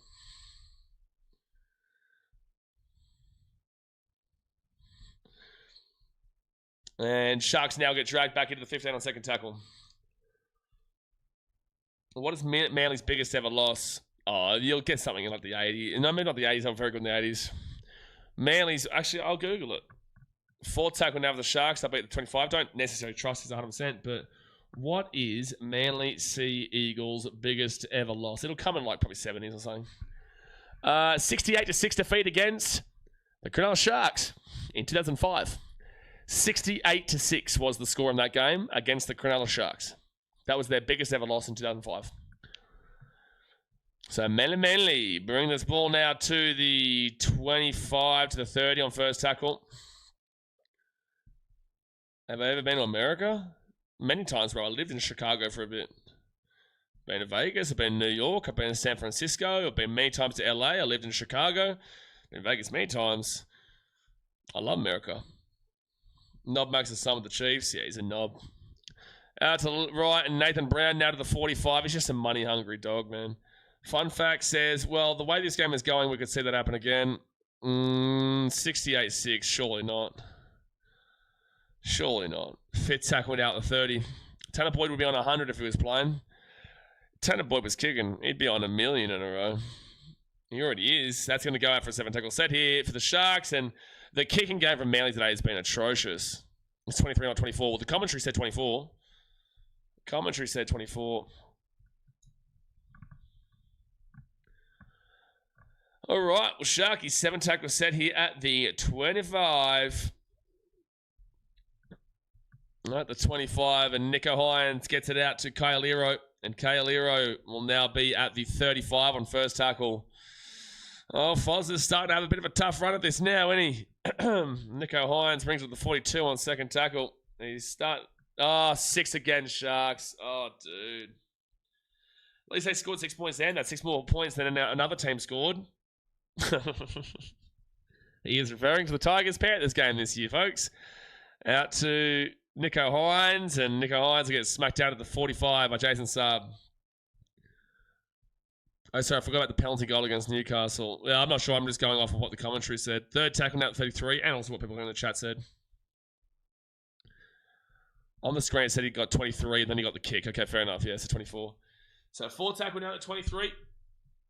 32 minutes to go here in this game. Braden Trindle to Blake Brayley. Teague Wilton out to Kale Ero, and Kale Ero now will be at the 13 on fit tackle. This is a whipping, Michelle says. Oh, it's going to get probably worse. Blake Brayley. I don't know what that was from Blake Brayley, but it'll be Manly bought the 5. It's probably going to get worse than this. Probably going to get worse than this for the old Manly. But I tell you what, Cowboys, Knights, Rabbitohs, Dolphins, definitely Sharks, but Dolphins, Rabbitohs, Knights and Cowboys will be so happy for this. Bulldogs will be so happy for this. Raiders will be very happy with this. I'll tell you what, everyone's happy with this, and especially with the fact that it's a 30-point dropping right now, which means that Manly go from plus 126 to plus 96. They're coming back to the pack a little bit, which is very beneficial to those teams that I just mentioned. And it'll be Jamal Fogarty who'll kick this ball away, and it's going to come down here to the 20 for the Sharks. Sione Katoa. And I'll take this one out. Mulatalo is on 84 points on Supercoach, by the way. Well, we were. 84 points on Mulatalo already. 30 minutes to go. Hit the game, folks. Hit that thumbs up button. Subscribe if you are new around here. 30 minutes to go. Bad weekend to be a Kiwi. The Warriors and both our coaches lost. Fair enough. Did the All Blacks play this weekend? Did the All Blacks not play this weekend? Sharkies, 4th tackle, Nicho Hynes through the line. That's awful defence from Manly. That's awful defence from Manly. Right under the post here for big Siasifa Salakai. And it's 40 points to 6 with a kick to come. And this is getting nightmare. This is getting absolutely nightmare right now. Oh my gosh. 40 points to 6. We might be about to see our second fitty bomb of the weekend, folks. This is just disastrous here for Manly Seagulls. Their points differential was their biggest benefit, and they're about to lose, and they're about to lose big. We saw the Raiders win 56-10 over the Tigers and end their season. Well, Manly's season isn't ended, but gee whiz, you're feeling like it is. You're feeling like it is now for Manly, because this is just getting really, really tough to watch. 40-6, currently losing to the Sharks, batting 42-6. Lost to the Titans, 38-32 last week. Lost to the Cowboys, 19-18 at home. Lost to the Eels, 23-14 at CommBank. They've lost 4 games in a row here. And now they've got to travel to Melbourne. And whoever loses, that game's gone, by the way. Whoever loses between Manly and Melbourne in 2 weeks' time is gone. To be fair, though, if Melbourne don't win next week, then they're gone anyway. Happy Days says, cheers, brother. Thanks for the consistent, awesome streams. Take care. Appreciate it, man. We'll see you next week. See you next week for some more games. If you love travel content, BKR Travel, if you want to find out about Kazakhstan, because first video comes out tomorrow, you can check out the pinned comment there and subscribe over there at BKR Travel. Jason said, speaking of El Masri, you can only imagine what his record would have been if he didn't have to wait 4 years to be kicking behind Daryl Halligan. What a kicker Daryl Halligan was. That's now 25 conversions in a row. That's now 25 conversions in a row for Nicho Hynes. He is now 10 conversions in a row away from Hasmel Masri's record. Not making the 8 now, no confidence, no defense, and don't even look like scoring. I'm not going to argue. I'm not going to argue it. Manly have lost now 4 games in a row, 2 of which to the Titans, who were in second last, who are now 5th last, and the Eels, who were in 4th last and are now second last. So I'm not going to argue it. And I don't know if any Manly fan can see it. Like, the points differential's good, but this is just disastrous. You know, they've got to bye next week, which is actually really rough. You don't want to bye next week after this. But then you'll just need to go and win, you know, 4 out of your last 5 games against the Storm in Perth, the Dolphins at home, the Knights away, the Dragons at home, and the Warriors away. Dragons is a win. Honestly, Knights, you could definitely beat. You need to find 2 wins out of Dolphins, Storm, and Warriors. Realistically, you'd be looking at your next 4 games. You'd want to be going on a 4-game streak.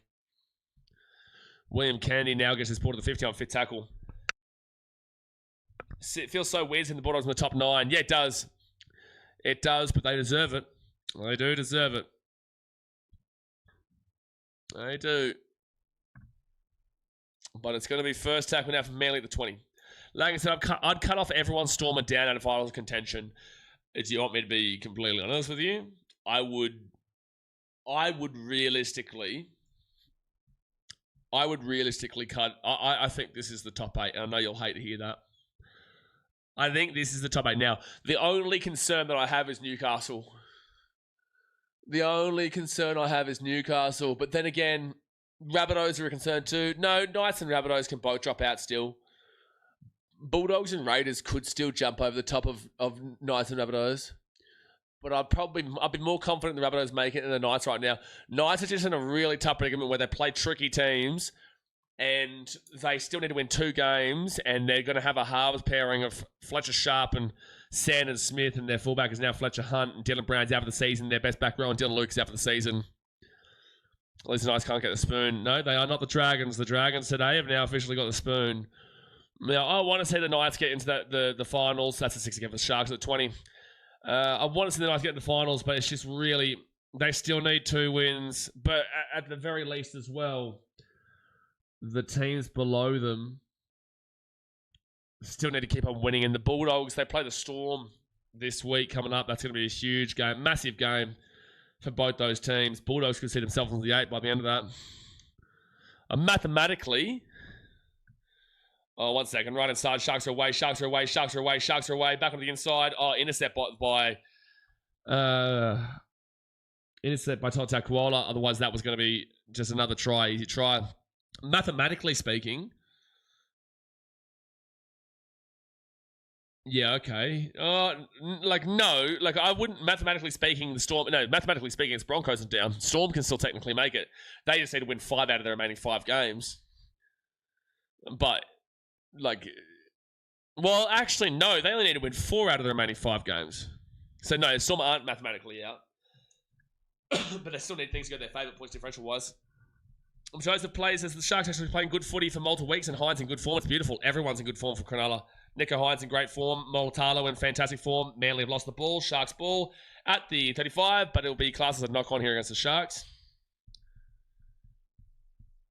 Sharks want to challenge this. It's going to be a penalty to Manly, knocked out by Cronulla and then offside. I think they want to challenge this. And they are going to challenge it. So Ruben Garrick will... I think he's just... Has he just lost this ball himself here? I think he might just lose the ball here. This might be just Sharks ball at the 45, man.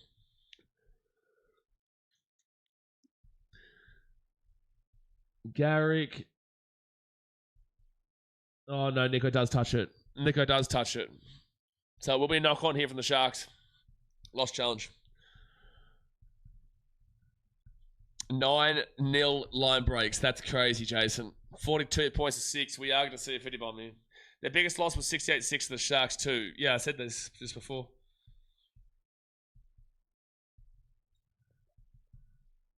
Davis, is Storm not playing well enough to make the 8? I agree, but also 4 out of 5 is not impossible. 7 from their last 7 is impossible. 5 from your last 5 is... Oh, this is going to be not an offside, so it's going to be... Yeah, challenge is successful, but it's still Manly ball, so they actually get to keep the challenge. It's a knock on Cronulla, but not a penalty, so it's a successful challenge. Still lose the ball. So it's going to be Manly ball at the 40. Sharks going to get blue-rated so bad next week. I know this Sharks team too well, man. I know this Sharks team too well. I will not be counting the old chickens too early in regards to Cronulla, but if they play like they have been recently, yeah, they'll slap through you. They will. If they play like they have been playing recently, yeah. 25 minutes to go here to game. There's still a lot of time to go here. Manly need to fix this points differential swing. You're losing right now 36 points. Manly will now go to plus 90. No. Yeah, plus 90. Manly will be plus 90, which is now getting close to Rabbitohs.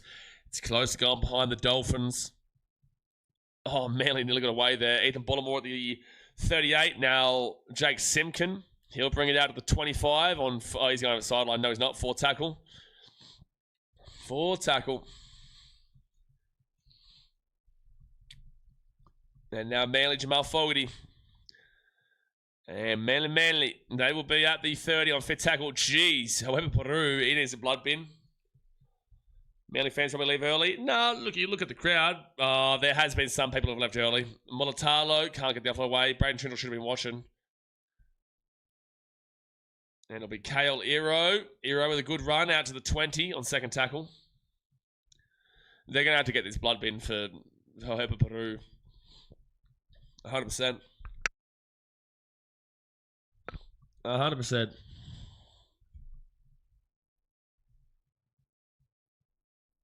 Jeez. Yeah, Joe Walsh, that was a great pass, but Joseph Place says, as a Sharks fan, I know what the Sharks team can do and it'd be a shit at a drop of a hat, but I'm enjoying how we are playing the moment. No, I agree. I'm enjoying how the Sharks are playing the moment, and I'm a harsh critic of Cronulla because I know what they can achieve. I know what they can be, and this is what they can be. That's why I'm a harsh critic of them. But, you know, last week deserved a bit of criticism. This week's been fantastic. Dolphins game was fantastic. Bulldogs game was fantastic. Multiple games, though, not. Roosters were awful. Rabbitohs were awful. You know, it's what the Sharks can do, but I'm definitely enjoying watching them play for the first time in a long time because they're usually a really boring as batshit team to watch, but lately they have not been. At least we have something. Spoon, 15 other teams miss out. That is true. You do have something. If you're going to be bad, you'd want to be the worst at it. The only problem is that it's your first ever, which sucks. You know, it's like when the Broncos got their first spoon in 2020. Winning your first ever spoon is a shit feeling. Like, at the least with the Titans, we got it out of the way within 5 years of coming into the comp, or 4 years coming into the comp.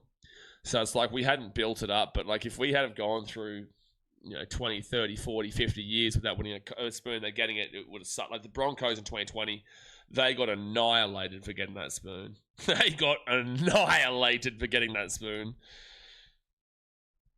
I actually made spoon merchandise for them and sold a bunch of it. Joe Walsh will be at the 40 on fit tackle. Last play is set. Jamal Fogarty puts it up. But at least we still won last week. We usually found a way to lose. Sure, but the criticism is still deserved. But yes. Now be Kale Iro. And Iro will bring this out now to the 25 to the 30 on second tackle. Will Candy to Nico Hines. I want to see them hit Fetty here, though. You have to hit Fetty. You can't go. Don't just coast past this last 21 and a half minutes. Will Candy now to the 40 on fourth tackle. Good run here from Blake Brayley, and he'll be at the 50 on fit tackle. Didn't Broncos fans throw wooden spoons onto the field after their last match in 2020? No, they did that at Red Hill. They threw the spoons onto the training grounds at Red Hill. Trindle skies that one up at the 30. They'll let it bounce here. Nico Hines can get it. They knock the ball on here. So Manly ball up at the 24 or so. Manly ball at the 24. 20 minutes to go to the game, folks. Hit that thumbs up button, subscribe. 20 minutes to go.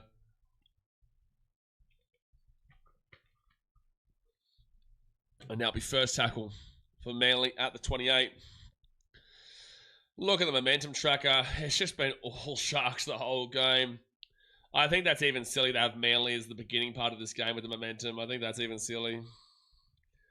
Do I watch the NRL? I've watched NRL since you're not in Australia. Yes. Yes, I do. I don't want to go through illegal streaming services because whilst it's easy to do, it's just not consistent. Nathan Brown now beat the 50 on four tackle. This was 12-6 at the 24th minute mark. It's now 42-6 at the 20 minutes to go mark. Knock on Manly. Knock on Manly. Tony Large sitting on the sideline, waiting to hopefully get an opportunity.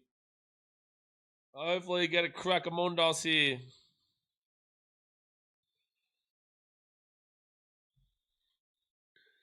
$20 minutes left.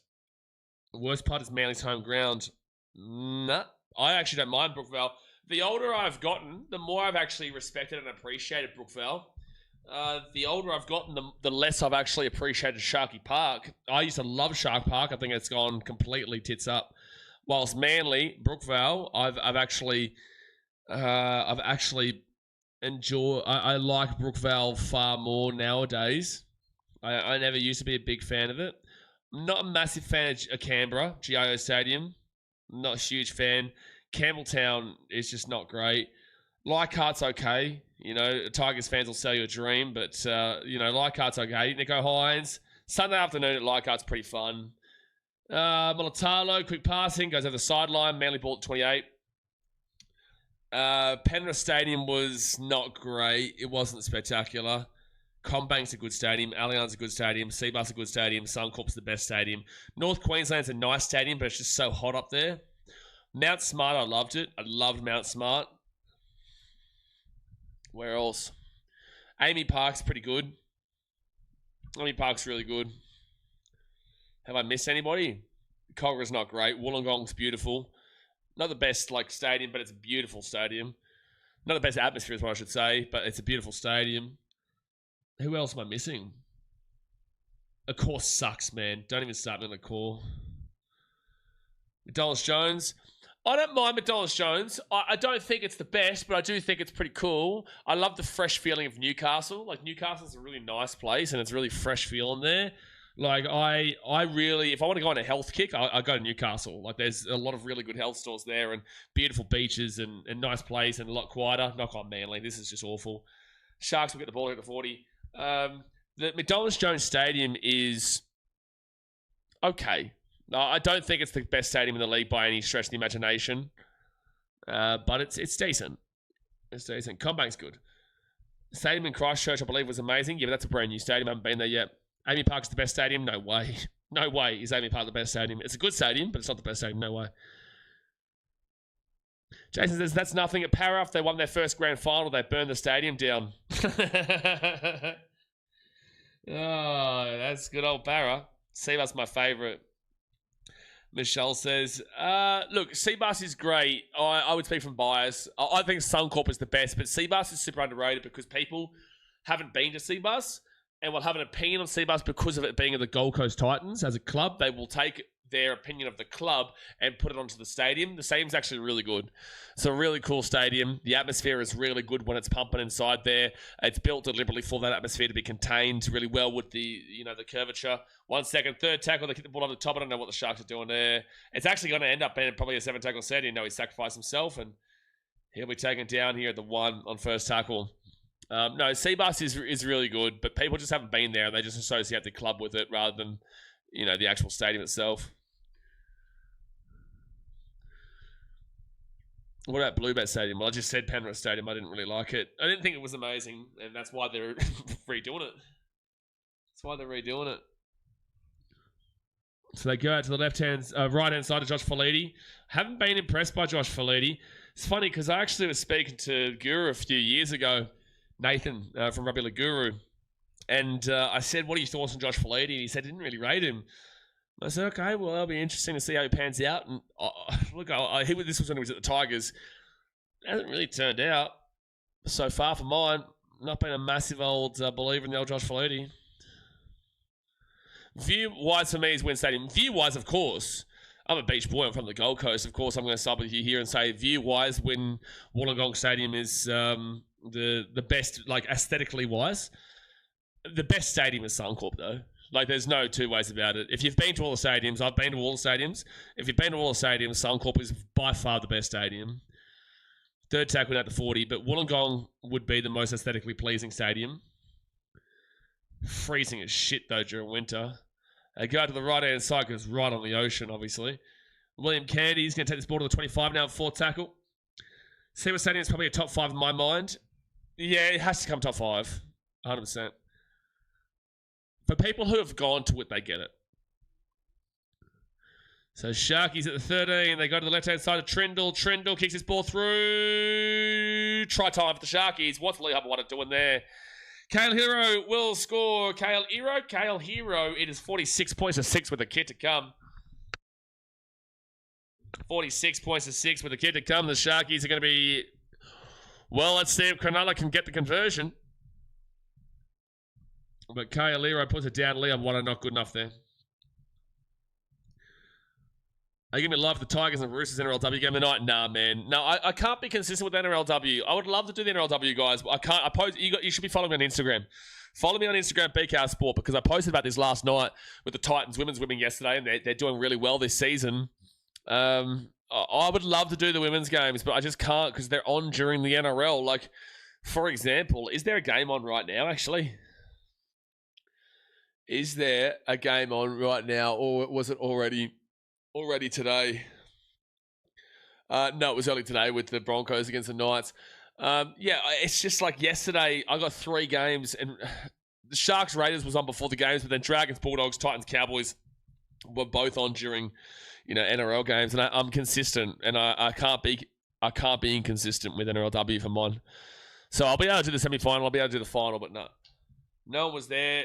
There was one during the Titans though. What? Oh yeah, exactly. Yeah. Sorry, you're talking about the same things, man. Darian says Suncorp was quite the experience as a kid coming from Canberra. Yeah, Suncorp is an amazing experience. It is a great experience. When I was super young, I got the last little bit of ANZ Stadium, Lang Park. Nico Hines, he's got another kick. 26 in a row, or 25 in a row. No, he's 26 in a row. 26 in a row here for Nico Hines. 9 away from Hazem El Masri. 9 away. Come on, Nico. Come on, Nico. These have not been easy kicks too. They've been from the sideline. 26 in a row for Nico Hines conversion-wise.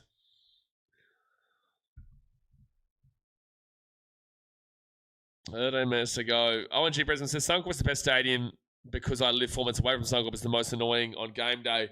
Yeah, it would suck on game day. 4 minutes away from the stadium. Are you like near Red Hill area? Or are you like Milton? So they go to the right-hand side. That place gets just jam-packed on game day, so I get ya. Don't actually tell us where you're from, actually, because you don't want to say that online. Corey Scanes says, what was the stadium where Panthers slapped the Tigers 68-0? I saw that live, and that place is incredible. Panthers slapped the Tigers 68-0? Oh, was that at CommBank? CommBank's good, if that was CommBank. If you're talking about Campbelltown or there's no way you're talking about Campbelltown or Leichhardt. I think you timed him out. No one's been timed out. What do you mean you think you timed? My hands are always here, man. I'll tell you if I time somebody out. And moderators didn't time anybody out.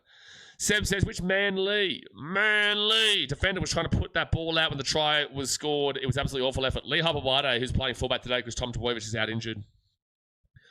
Okay. Yeah, again, be careful with saying exactly where you are, man. But yeah, Milton, fair enough. Yeah, that is a shit show after games. That is so busy. I love singing a good song, either on the Milton side or going up Caxton and singing a Titan song. So good to get into them. Thought Hines was supposed to only be a decent kicker. He's not usually an amazing kicker, but recently he's 26 and 26. 2 points away from a Fitter Bomber. Fitter Bomber. CommBank. Yeah, CommBank is a decent stadium. It's just that... Sorry, Jason, you're going to hate this. Parramatta fans are really flaky. So you actually won't see amazing attendances there unless the team going well.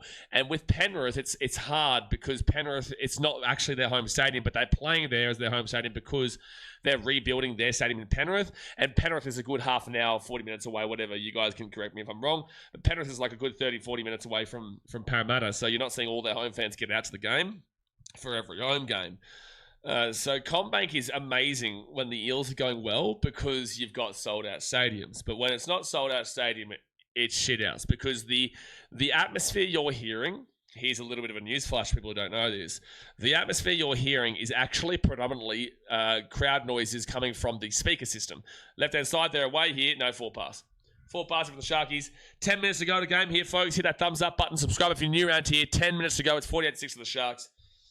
Parramatta at CommBank Stadium, they use crowd noises and crowd chants through the speaker system. So just be aware of that. Magic Round Suncorp was better than going to a grand final, in my opinion. Well, sure, if your team's playing, but I can tell you if your team's playing the grand final, you're absolutely blatantly incorrect. But if you're talking about just in general, of course, because you get to see your team play and all the other 7 games, a grand final, if your team's not playing, like, sure, I 100% agree with you then. But if your team's playing, no. No way. It's not just Parramatta. They do that at a core. They boost the speakers in the away section. Yeah, I'm sure it's not just Parramatta, but Parramatta are the most obvious. Second tackle out of 10. Yeah, Anthony says disappointed with the boys. Yeah, it's not been good, and they've tanked their points differential today, which was their most scary factor. And the Sharks are really proving to be genuine contenders right now with their form in the last, 9 weeks. That's over 2 months, 2.5 months of good footy. Manly knock on here. A lot of knock-ons on Manly today. They've played some great footy this last 9 weeks, the Sharks. So, they're looking the goods. Suncorp is good. Went to the first Magic round in an Origin game. Origin's nuts. But, yeah, Magic round's mad. It's mad. Well, Ruben Garrick wasn't going to score anyway. Yeah, Jesse Raymond coming across and Katoa would have been there. Wasn't the 2021 Grand Final Suncorp? Yes, it was. First tackle now for the Sharks at 13 because of COVID. Slug Rubber says, Sharks scored one more converted try, then my 8-leg multi failed because Manly could not score an extra point in first half. Oh, yikes. Yikes. 45. Oh, dude. 45 missed tackles to Manly, 9 for the Sharks. 45 missed tackles to 9 for the Sharks. That is insane, bro. Cronulla are in brilliant form right now. Nico Hines, he's through the line here. They're away. Nico Hines goes at himself here, flicks it at the back. No, Nico, no. The Sharks still get the ball, though. Fit tackle at 35. Oh, no, will be knock-on Santa Katoa. He wants to challenge it. And they will challenge it. KR says, Sharks have scored about 130 points in the last 3 weeks. Yep. Oh, no, more than that. Hold on. I'm going to get to the Sharks draw. Because 3 weeks is including the Dolphins game. 48 points. They've scored 104. It's going to be a knock-on. 114 points itself between those 2 games and then the 20 points of the Sharks. So, what did you say? 130 points. Oh, well, yeah, close enough, really. Close enough. 114, 134. Close enough. Well, I said more than that. It's 4 points more, so take that. But, yeah, amazing. But both of them, well, who cares if they challenged or not, Jake? They're winning 48-6. You may as well. But, yeah, this has been a really great 3 weeks, but especially the 2 weeks there of Dolphins and Manly. Sharks only 23 points differential from the Wars now. If the Sharks could... Well, they can't score 4 converted tries in the space of 8 minutes, but the Sharks next week, they get to play the Rabbitohs. If they slap through there, if the Warriors continue to disappoint against the Titans at Seabus, well, Wars could drop out of that top 3. And they'll start to remind you a lot of last year. Leo Habawade now with the ball to 40 on the second tackle. Nico has run this game today. He's been incredible. He has been. The only issue with Nico is that he doesn't handle pressure well. So this isn't a pressure game. They're in no pressure right now, the Cronulla Sharks, and they've got an easy run home. The pressure game is going to be the finals. And that's when he usually chokes it up. I don't want him to do. I'd love to see him kill it, but it's been a common theme for years now. Lee Hub-White at the 10. He'll be taken down now to 20 on fit tackle. 134 to 24 the last week. Well, you can say 134 to 30. 134 to 24 the last 3 weeks. Oh, that's a knock on Shark. He's here. 6 again. Sharks have us at Brookie. Sharks have you in general at the moment. Manly used to be the Sharks bogey team. Now, Manly can't buy a win against Cronulla. First tackle now for Manly at the 5. And they're going to go to the right-hand side to Olakawatu. Olakawatu is going to be at the 2. Well, I'm going to win my Supercoach draft matchup by a good old 200 points. Maybe even 300 points. Shit whiz. 816 to 563. So, 250 odd, 260 odd. Oh, Joe Walsh. That's a good try from Joe Walsh. That's a good try. Well, you need to try to stop this points differential swing, but 48 points attempted to get to come. Only 6 tries down now for Manly, Mitchell. 7 tries. Stop living in the past, Mitchell. Stop living in the past.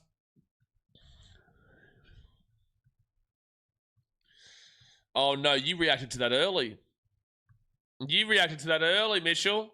Do I time you out? Because I thought you were saying that before the try was scored.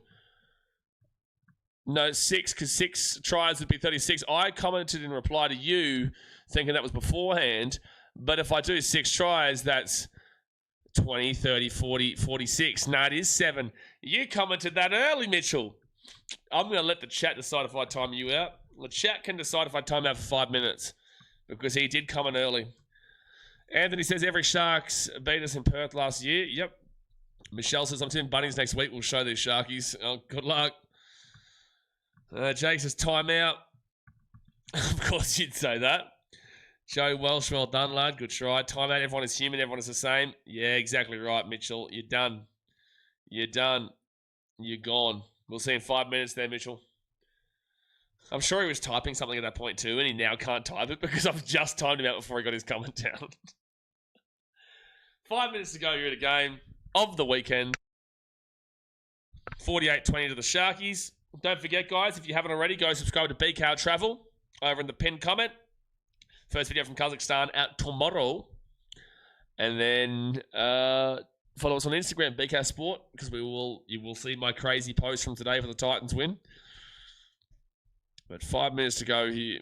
I'm going to enjoy a nice little brewski beer tonight. Brewski beer. You should call it a sin bin. Yeah, we'll call it a sin bin. In the bin. In the bin. In the bin. Send-off is when someone gets hidden.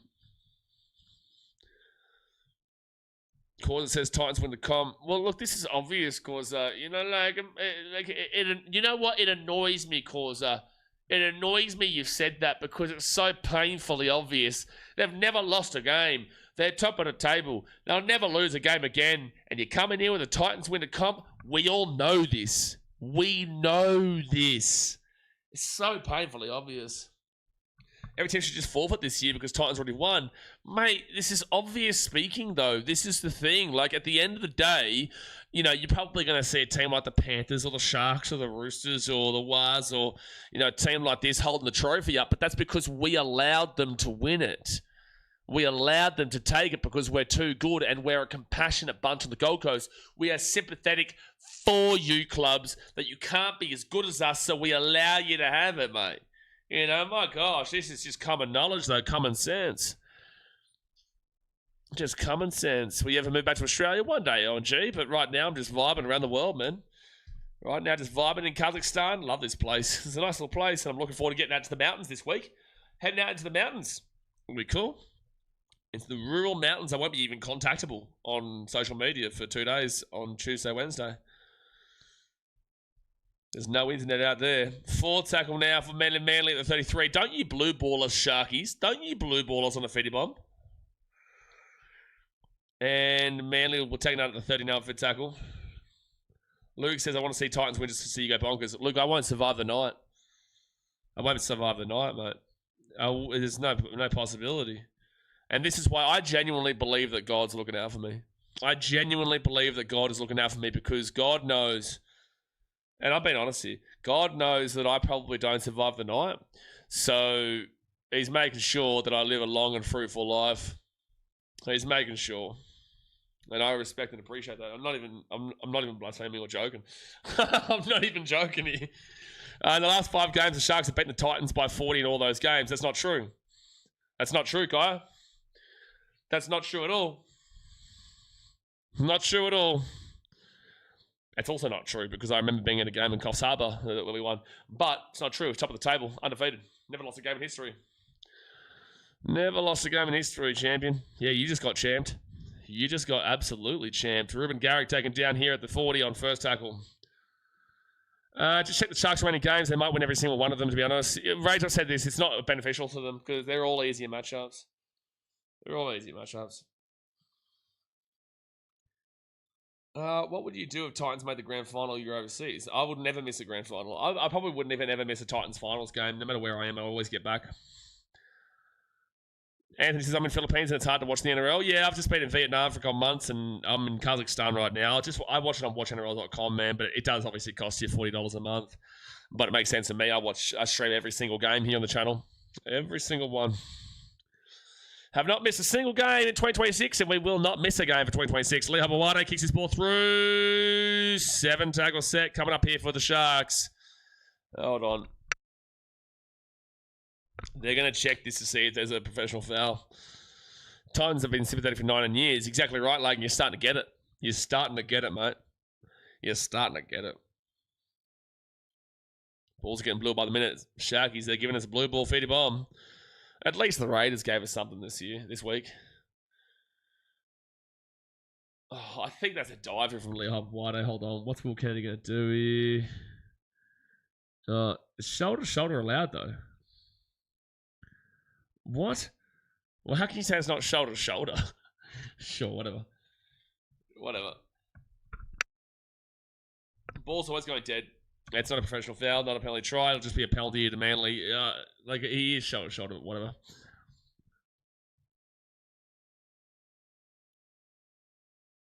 If Titans win the comp, Blaze wouldn't be streaming it. Just saying, no, I'll be at the game. Of course I wouldn't be streaming it. I'd get somebody else to stream the game on you.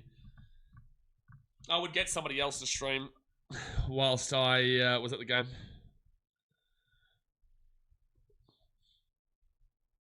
I think the Panthers will beat the Rays next week. Mate, we've got Einstein here in the chat. 2.5 minutes to go here to game. We've got Einstein here. Einstein's still alive, folks.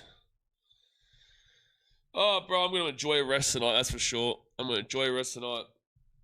Lucas says, remember, Titans will not lose another game forever. They haven't ever lost one, and they won't ever lose one, Luca. You know, at least you're on the same page here. At least you're getting it. At least you're fairly analysing the game. Again, we've got to be a compassionate bunch, though, to give you guys a chance. Tano Lapaseka will get held up over the line. No, short of the line here. Second tackle. Well, that's obviously over the line there, Grant Atkins, but sure. They go to the right-hand side of Jamal Fogarty. Fogarty now to Leo Wade. It's going to hit the grass. And that's going to go over the sideline. That's the story of Manly's day. Most thing I'm looking forward to about the Waz game is seeing Ezra again. Spew and Tanner is injured. Mitchell says, excuse me, Mr. Streamer, sir. Why was I timed out because you can't do math? Well, no, because you said... So this is the thing. You said 7 tries still needed.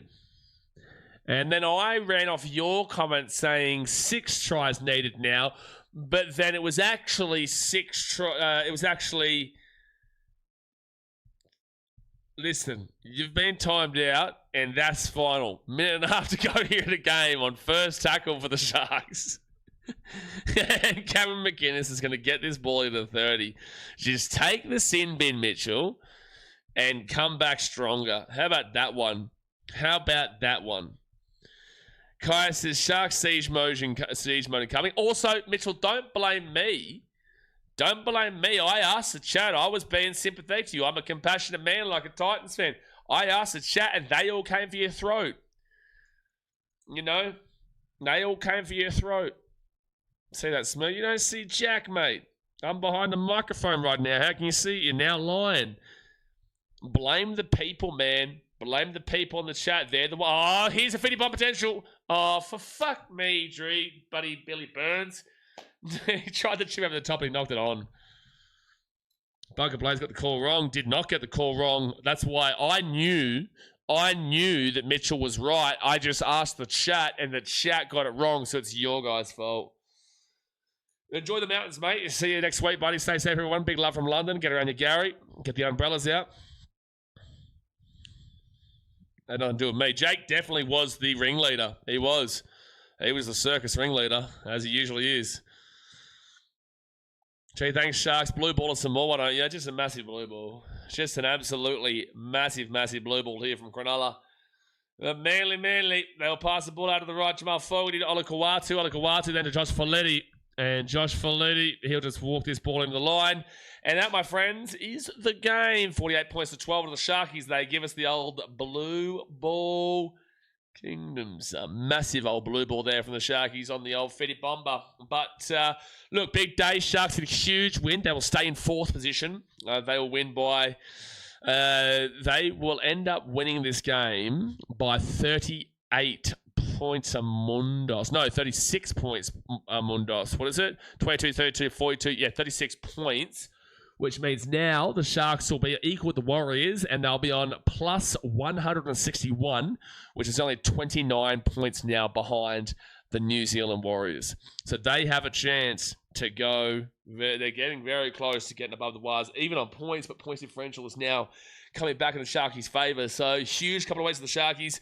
Obviously the Titans with a big win today against the Dragons, which will put the Dragons officially as the Spooners, and the Titans will be able to avoid it this year.